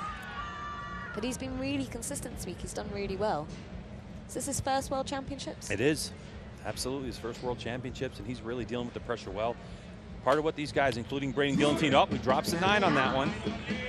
Talked about was the one thing that this team has is the ability to keep it light with each other, to really joke around and keep it light. Whereas these guys are just sort of, experience. Simonelli's form looks fantastic, doesn't it? Yeah. Just looks very relaxed. Just looks like he's got a lot of strength. Pop it into the middle. Oh, no. No. Just looked like the bow moved there just at the last moment. Oh, doesn't look too happy with that. But hey, they'll either win silver or they'll win a gold. Federico Pagnoni. Good, solid 10. Well-executed shot. Getting off that line quickly. 19 seconds left for Pagni. Plenty of time. Sergio Pagni.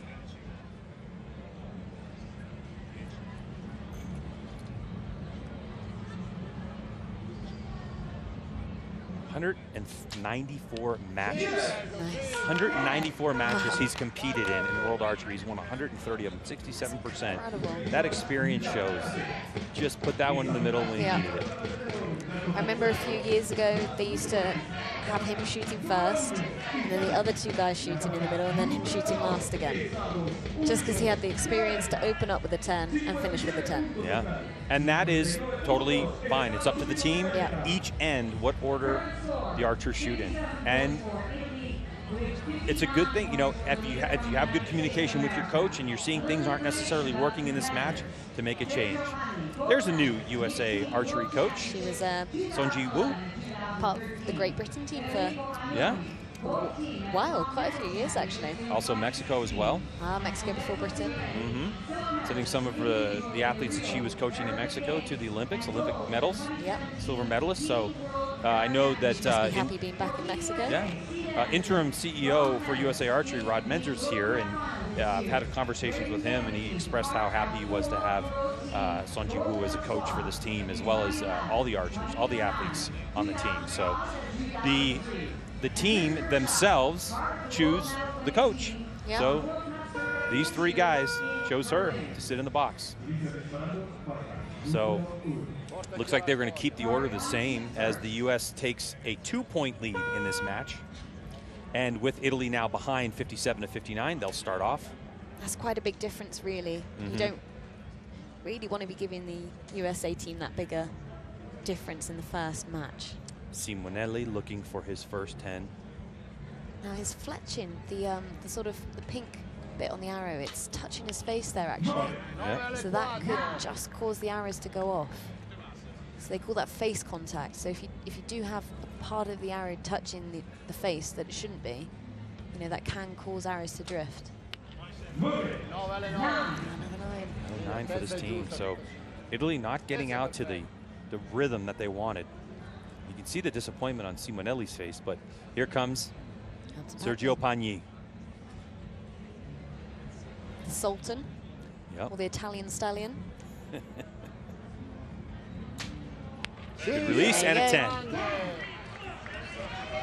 Hopefully Pagni can start igniting something in the Italians, as now Steve Anderson takes to the line. Both teams look quite relaxed actually in this match. I mean, compared to the last match, which was so intense, you know, going back and forth, who's going to win.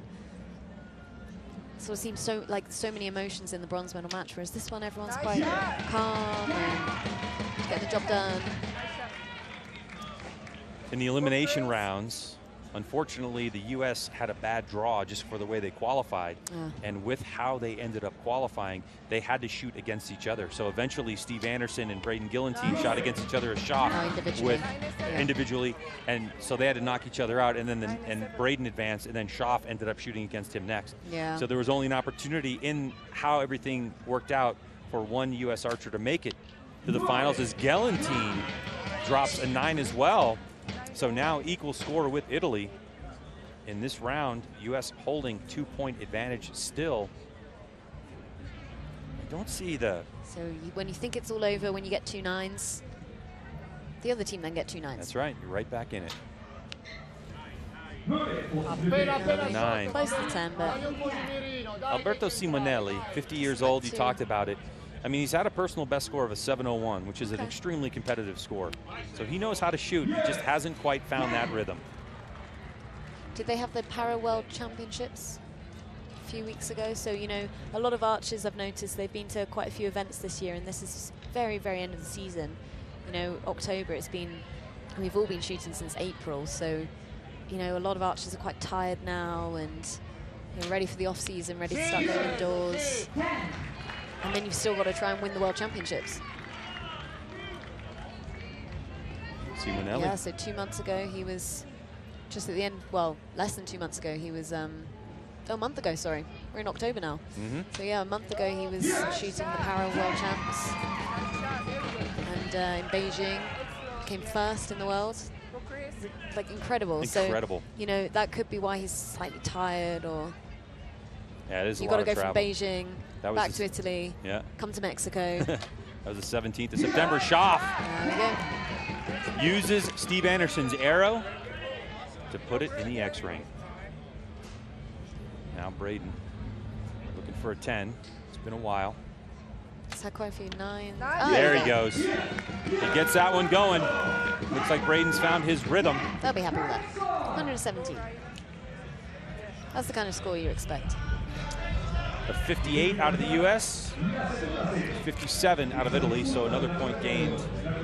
Now, I know the archers look really calm, but when you're on that stage, the adrenaline that you feel is incredible. It's a totally different type of archery. Great to see the Italian team come together to boost the spirits of Alberto Simonelli. That's a blade rest. That's not quite a blade that Pagni uses, but you can see. A drop away, it looks like. Yeah, a drop away rest. But you can see when the blade releases, that little aluminum blade bounces around. So we're sitting here halfway through the match. It's Italy versus the USA for the compound men's team gold medal. Guaranteed a medal for either team, obviously silver and gold. The Mexico City 2017 Hyundai World Archery Championships. The Italian coach, he's got so much experience. He's been on the Italian team for years. He's been looking after those boys for years. Don't be surprised if you see from Simonelli this next shot, a 10. Just kind of looked like the team rallied around him. Said, don't worry about it. You know, we're all here as a team. It's only 3 points. I mean, we still have half this match to shoot. And as we see, the U.S. has a couple of cracks in the window, a couple of 9 shot in that last end. So it hasn't been perfect for the U.S. team. So here is Simonelli.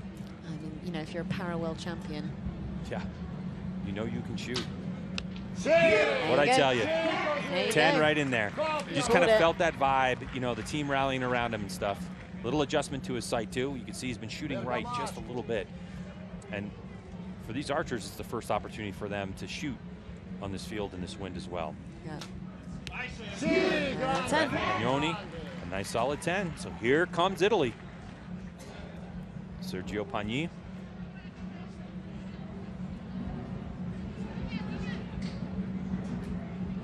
Still shooting his bite along rods.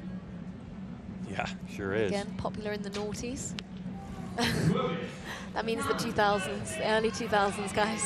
Wow, so a flinch from Pagni, unexpected, a 9 for Sergio. Now Steve Anderson back to work. Talked about that other bow he had, the white bow he started off with. It was about a quarter-inch longer draw length, and he was sending them left and right. And so, really? the experience of Steve Anderson, he brought both bows with him, and so he was able to go back to the silver bow that he's been shooting all year. He's had tremendous success this season. So he tried one, gone back to the trusty. Yeah. Trusty one. Chris Schaff, who won the USA Archery National Championship in Indiana a couple months ago. Wow. It must be incredible shooting for America. We were talking about this the other day. You have such a huge country. Yeah. And look at that. 10-10-10 for the U.S. It's a deep field. It is a deep field of archers. It really is. Technically, every single state could be a country. You could have 3 archers in every category from every state. Yeah, I know, right? And yet, you've got to be the best of the best to shoot for USA. There's a lot of pressure when you get there to shoot those. Yeah. And actually, even on the para side, as we look at Simonelli, release his shot and a 9 for him. Maybe a little bit too far of an adjustment on his sight. Oh, of course, he did adjust the sight. Yeah. And just sending it a little left on that one. Kind of has that confused look, like it's just not falling his way right now. Federico Pagnoni. They just look so calm, though. Oh. It's 9-10. Yeah, so all the archers, they're sort of just drifting off slightly to the left. So can Pagni, once again, in this position, pick it up? He shot a 9 last time. Can he redeem himself with 9 seconds to go? So quite a lot of pressure. 4, 3, 2. And he gets it off. And a 10. And a 10. Now that's where the experience comes in. Absolutely. So 57s across the board so far for Italy in these first 3 ends. They won't be happy with that. Absolutely not. So here's Steve Anderson. Anderson hasn't missed yet. He's shot all 10s. And another one for Anderson. So Anderson, who in those elimination rounds had to go up against his teammate Braden Gillentine, and that went to a shoot-off, and he lost it by just about 1.5 millimeters in the closest to the arrow shoot-off. Chris Schaff, good shot from Chris.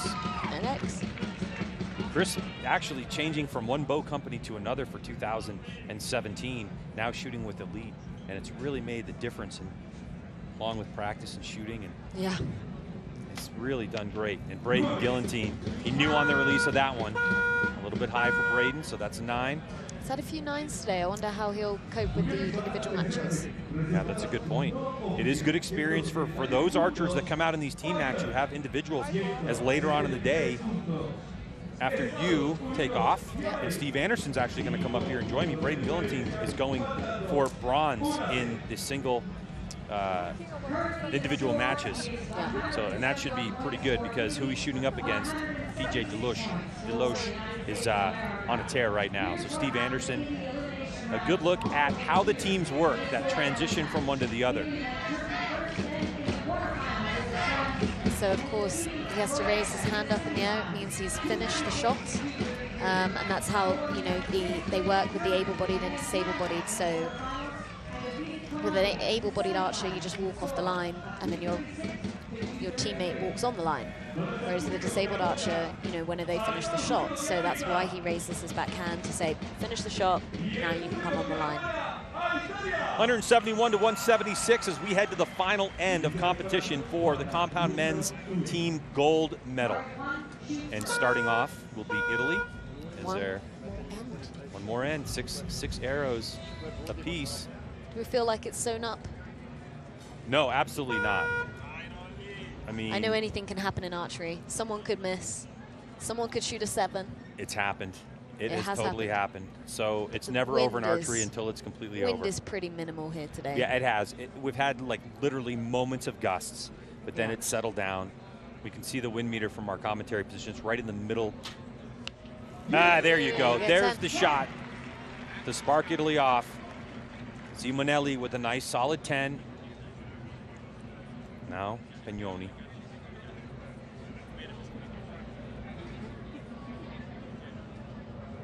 Intense shot.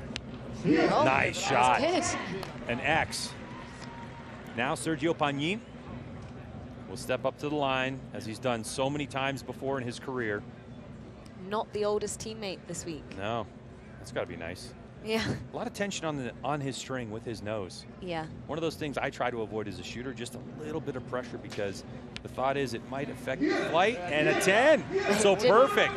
10, 10, 10. He's had that shot routine for ever. Yep, Forever. Exactly. So that's just his shot. And as long as you can do it consistently and have that same back pressure on your nose, Yeah. no big dramas. But he shoots one of the finger trigger releases, the Right. index finger, so it doesn't make as much Wow. difference. How badly does Steve Anderson wish he was in a medal match in individual competition right now? He is Yeah, I absolutely bet. on fire. Yeah. For Schaff. So again, Italy will only improve their world ranking today. Whereas USA, Right in the middle. there you go. USA will continue to be ranked world #1 if they win this. Which I'm pretty sure they will. Well, we'll see. Braden really needs to get this 10 in there. There you And go. he does. A little low for Braden, but he gets it in. So the pressure's on Italy. It switches back to the Italians. Can they stay clean again and put all the pressure on the United States? Last 3 shots.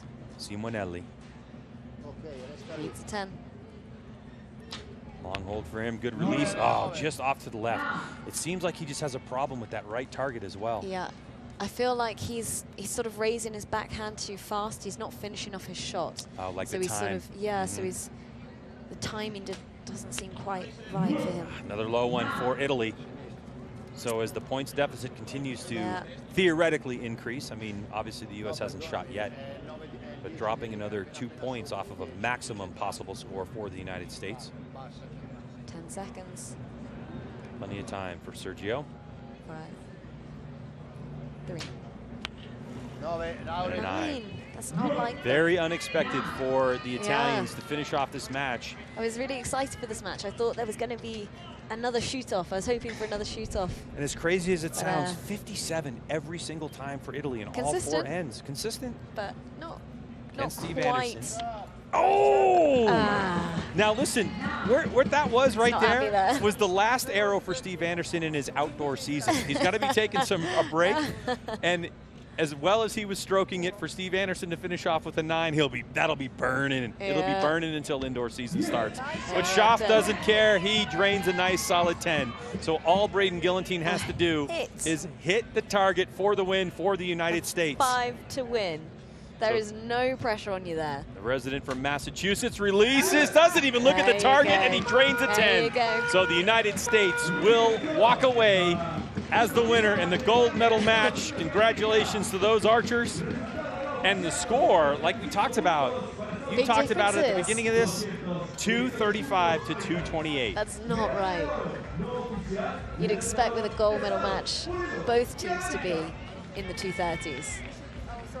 But a 228 from Italy, they're not going to be happy with that. By the way, the U.S. finished off with XXXXX 9. If I know Braden Gillentine as well as I do, and Steve Anderson, it's going to be a tough winner for Steve. There's going to be some texts and some heckles all the way across the board. Was that a 9? But amazing shooting all the way across the board for the U.S. team.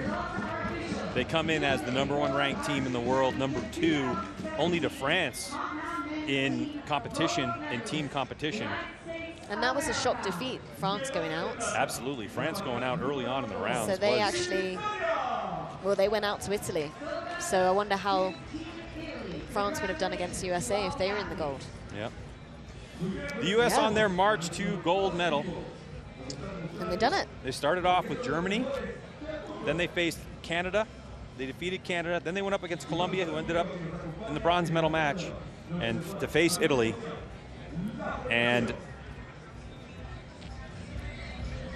These three smiles archers around. at least walk away with a medal, and not the only medal, by the way, that the U.S. has a chance to win, as Braden Gillentine is in the individual bronze, as well as tomorrow, Mackenzie Brown, representing the United States in the recurve, is also in contention for a bronze medal. Recurve Sunday.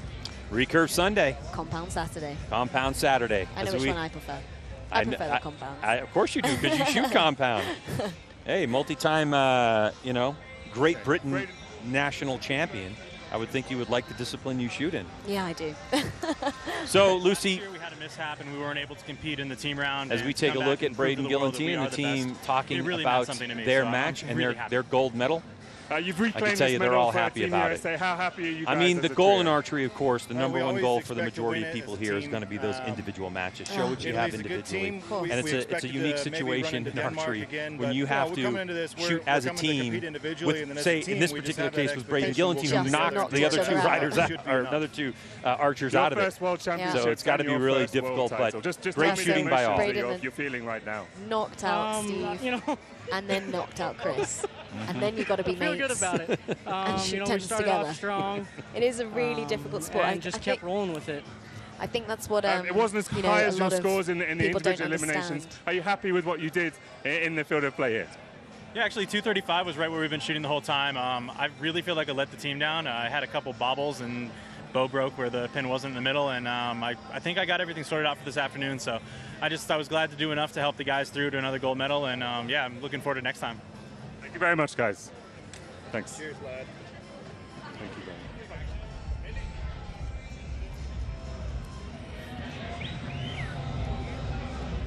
All right, so gold medal goes to the USA.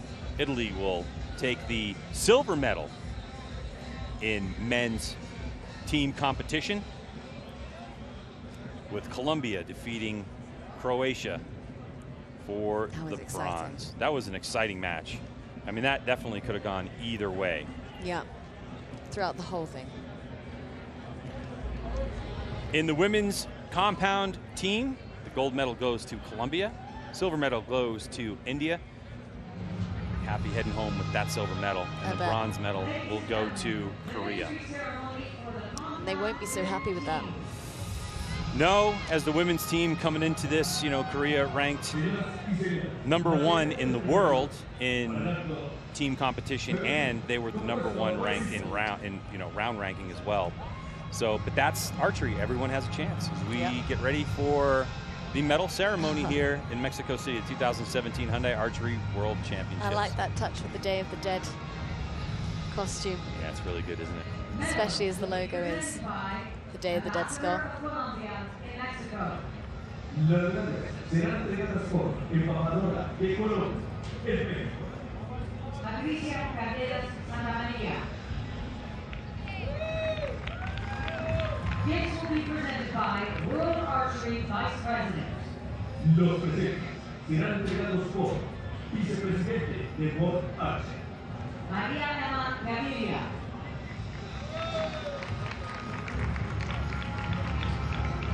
Bronze medal, representing Republic of Korea. Medalla de bronce, representante República de Corea.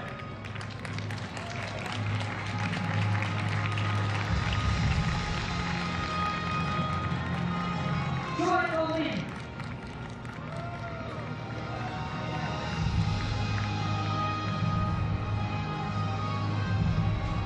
So Taewon.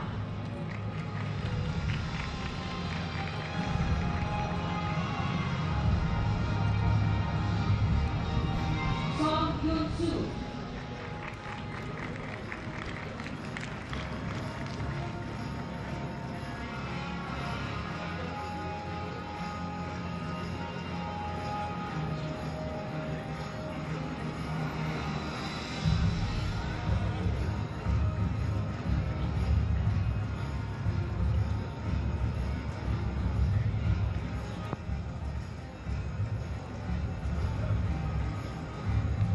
Silver medal, representing India. Medalla de plata, representando India. So medals being handed out for the first time in the Mexico City 2017 Hyundai Archery World Cup Championships. just the beginning of our coverage here on World Archery. Just the beginning. Just the beginning, as we'll take a break, and after this is concluded, and we'll be back later on in the afternoon with mixed team and individual matches for Compound. Yep. Wrapping up Compound Saturday. And on to Recurve Sunday tomorrow. Recurve Sunday, where we'll have the same format. Yeah, it'll be teams. Team competition for men and women, Then bronze and gold. teams. And then a break in the mixed teams and the individual matches.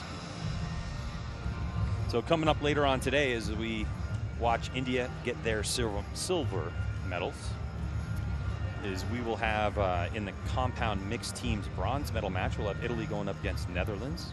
In the gold medal match, we're going to have Germany going up against Korea. And then we'll transition over into those individual matches where we'll have the bronze compound women's, Christina Heigenhauser, who is already shot, Sarah Sonicson. And then Yassine Bostan will go up against Song Yoon Soo for women's gold. And then Braden Gillantine will face off against PJ Deloche.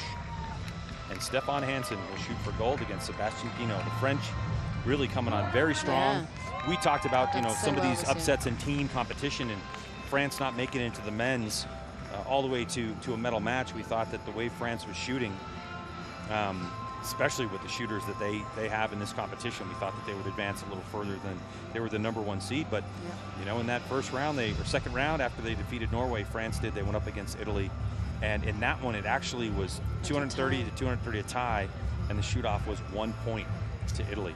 It's quite poor scores for, especially since Italy then got a 236 in the next round, in the semifinals.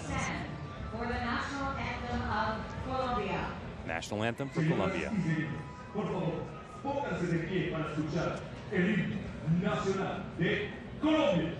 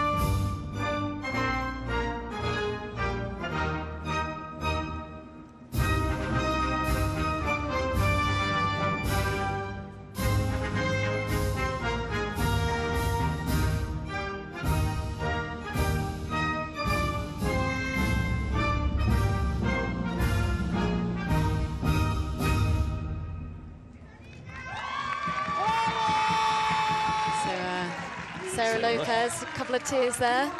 She's had a tough week individually, so must be nice for her to finish off with a gold. Standing on top of that podium with her teammates, a tear in her eye. That's the emotions of everything that goes into archery. I mean, we've been here for 9 days now.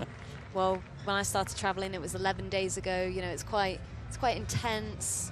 You're practicing, and then as soon as you start qualifications, that's it. It's pretty much, next day, and then you're either a world champion or you're not. Not to discount. I mean, how many days a week are you shooting? How many arrows are you putting in a day? So I have a full-time job because Compound doesn't have funding in Britain. So I shoot probably about twice a week.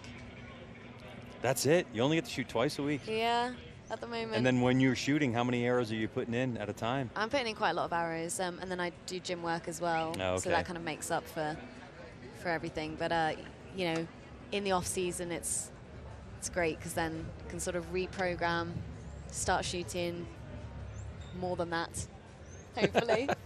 She's just looking at me smiling right now, just going hopefully. It's like, never ask me how much I shoot. As a look at this spectacular field set up by World Archery here in the Zocalo in Mexico City.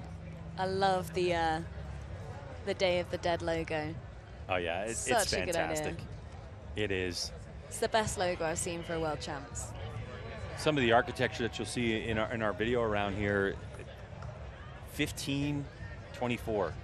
That's the year that Some of this architecture was built. The square's been around for, I mean, we're approaching 500 years. It's incredible. You know, when you come to states or you come to countries as new as Great Britain or as new as the United States even, you know, with a couple 100-year-old history, it's amazing to see these buildings that are still here and the feeling that you get when you're in Mexico City and how many people and how vibrant it is and how much there is to do. It's been a fantastic trip, Big for city, sure. big city. They really rolled out the red carpet for World Archery and these Oh, athletes. Yeah. Nearly 400 athletes here competing over the course of the week. Yeah. Long time. Now heading out onto the field towards the podium. Strut. Yeah. Strut of the boys. The teams you just saw compete. Colombia with a huge win to be able to stand in this position for bronze. Silver goes to Italy, and the United States will take the gold.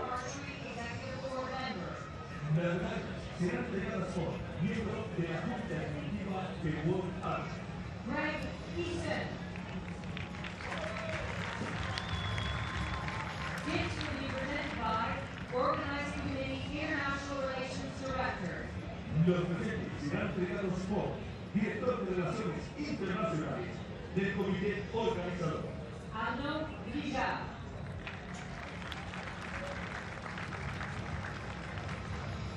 Bronze medal, representing Colombia. That exciting match that we saw up first. Colombia versus Croatia. Colombia just snuck through. And won the bronze medal match. Camilo Andrés Cardona.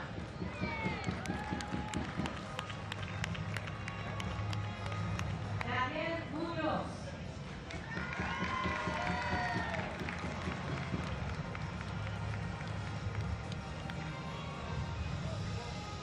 That bronze medal match between Croatia and Colombia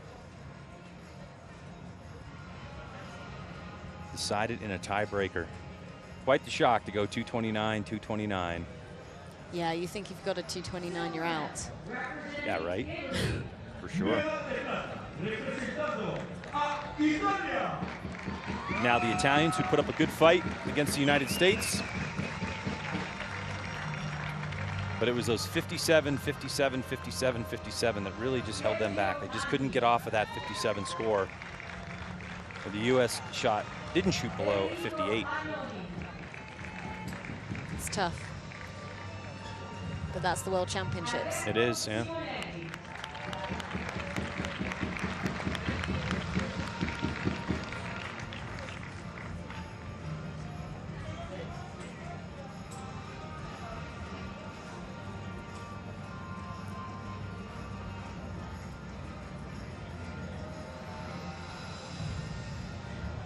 Always nice to be going home with something, as none of these three archers made it to individual competition. United States of America. And now jumping on top of the box, Steve Anderson, Braden Gillentine, and Chris Schaff. Steve Anderson. Braden Gillentine. Christopher Schaff. This team was pretty serious. When I got here early this morning, they were the first team to come on out onto this field and jump on that platform because... Scope it out. Yeah, scope it out, see what it felt like. Yeah. You know, how much movement is there? Is it going to affect them if they walk around? They wanted to make sure that they knew where they were shooting, and they had a good look downrange to see, like you were talking about, kind of the depth perception of that 50-meter target.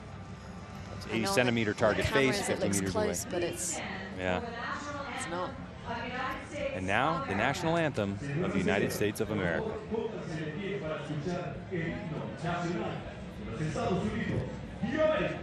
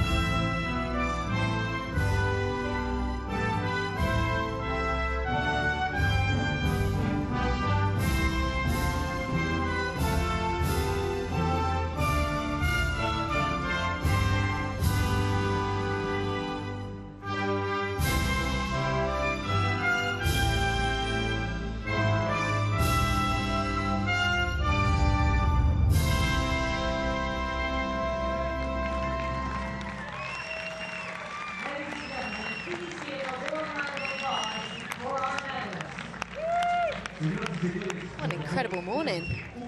A great morning, great archery all the way around. We saw some spread out scores and we saw some very close competition. Yeah. And congratulations to setup today. all the archers here. Yeah, the setup is fantastic. I mean, Just the palaces in the background. a lot of politics happen in this center.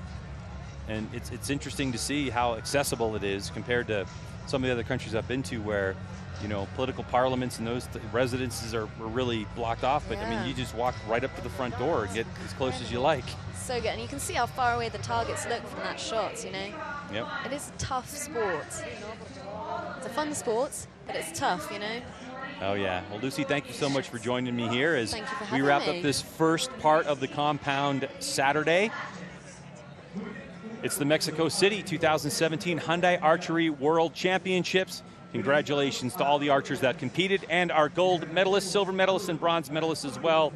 There's more coming at you from Mexico City later on right here on World Archery, so you don't want to go anywhere. We'll be back later on for mixed teams and individual matches. Thanks for joining us. Este campeonato mundial de tiro blanco. 1, 2, 3, 17.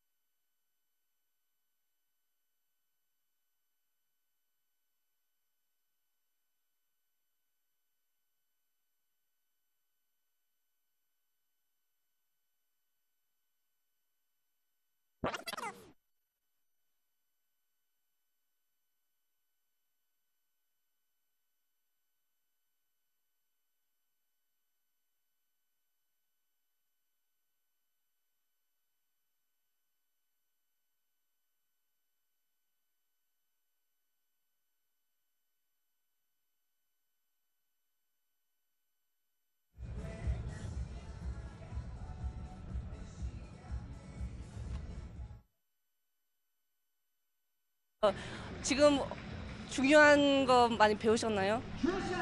네, 지금 여기서 한번 써보면서 바람도 느끼고 한번 경험해본 게 있어서 일단 결승전도 응원 많이 해주시고 저도 최선을 다할 거예요.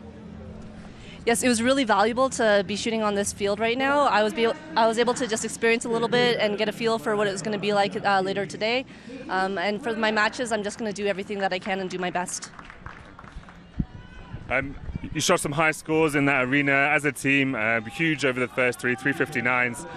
How did you come out, all shots firing so early in this day? 시작할 때부터 진짜 잘 쏘셨는데요. 어떻게 그렇게 잘 쏘게 됐어요? 아무래도 이제 한국에서부터 준비를 열심히 해왔고 이전에 뭐 월드컵 대회나 다른 대회에서도 계속 단체전 연습을 계속 꾸준히 했었기 때문에 여기서 이제 좋은 성과를 낼 수 있었던 게 아닌가 생각이 됩니다. We trained really hard when we were in Korea, and we just worked really hard as a team.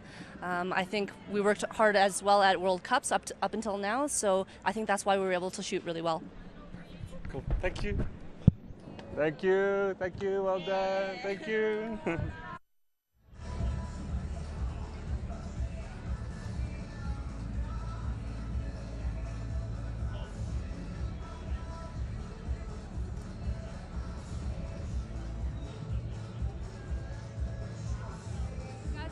Felicitaciones por este nuevo logro o el segundo título mundial que obtiene Colombia con el compuesto femenino. ¿Cómo se sienten en ese momento?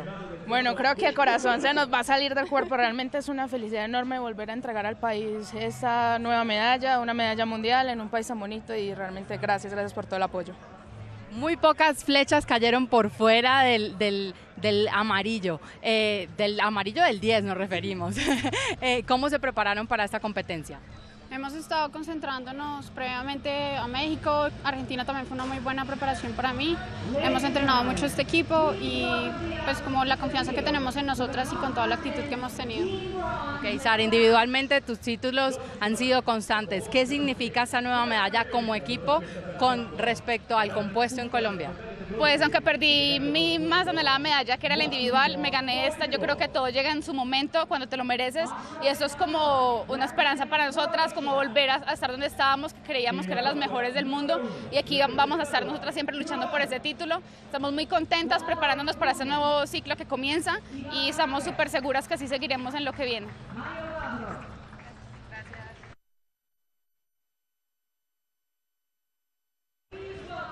Ok, chicos de Colombia, felicitaciones. Es una medalla histórica para el país, nunca antes había logrado. ¿Cómo se sienten de haberla ganado? Pues la verdad fue una medalla que estábamos buscando, la buscamos desde la Copa Mundo de Shanghai, no se nos dio la medalla de oro. En esta vinimos con todas las ganas, Daniel y yo estuvimos en el equipo de Shanghai. Además este es el mismo equipo que compitió en el Mundial pasado y considero que si no se nos dio en el pasado tenía que haber sido porque nosotros teníamos que entrenar más, crecer más como deportistas y ahora... Ok, y terminaron en un shoot-off. Eso les brinda mayor adrenalina a su momento. Ustedes dispararon perfecto las 3 flechas. ¿Qué pasaba por la mente en ese momento? Bueno, pues la verdad, muchas cosas pasan porque el partido sabíamos que podíamos estarlo tirando mejor, muchas flechas que no estaban entrando, pero afortunadamente como equipo nos apoyamos, nos calmamos y cuando llegó el momento del shoot-off estábamos más tranquilos de lo que estuvimos en el resto del partido. Cerrar con puntaje perfecto en el shoot-off es algo pues increíble y poder hacerlo nos llena de satisfacción, o sea, es el logro más grande que estamos alcanzando en este momento como equipo de compuesto de Colombia y súper felices y muy animados para lo que sigue. Sebas, tú vienes de ganar una medalla en el Mundial Juvenil, ahora consigues otra acá con estos 2 chicos acá. ¿Qué se siente para ti esta nueva medalla? No, soy súper feliz, esa es mi primera medalla, mi primera vez que disparo en una final así pues súper grande, cámara, el público. Sabíamos que podíamos, somos un buen equipo, como lo había dicho en una entrevista, hace 2 años pues se nos fue el podium así por un punto. Pues somos un buen equipo, nos apoyamos entre todos y nos súper bien. Perfecto, muchas gracias y felicitaciones.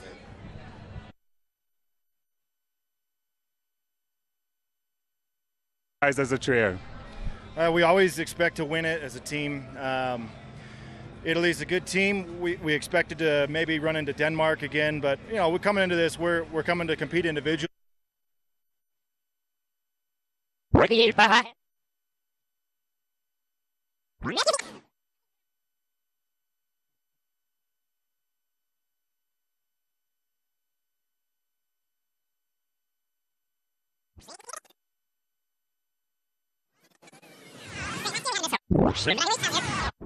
Last year.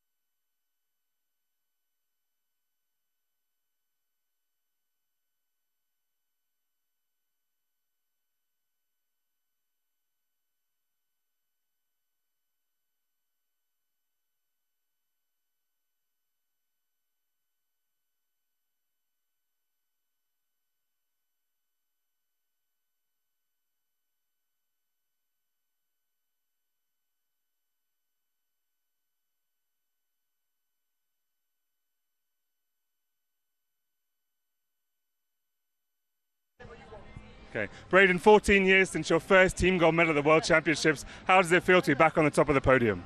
It's great. Last year we had a mishap and we weren't able to compete in the team round, and to come back and prove to the world that we are the best, it really meant something to me, so I'm really happy. You've reclaimed this medal for Team USA. How happy are you guys as a trio?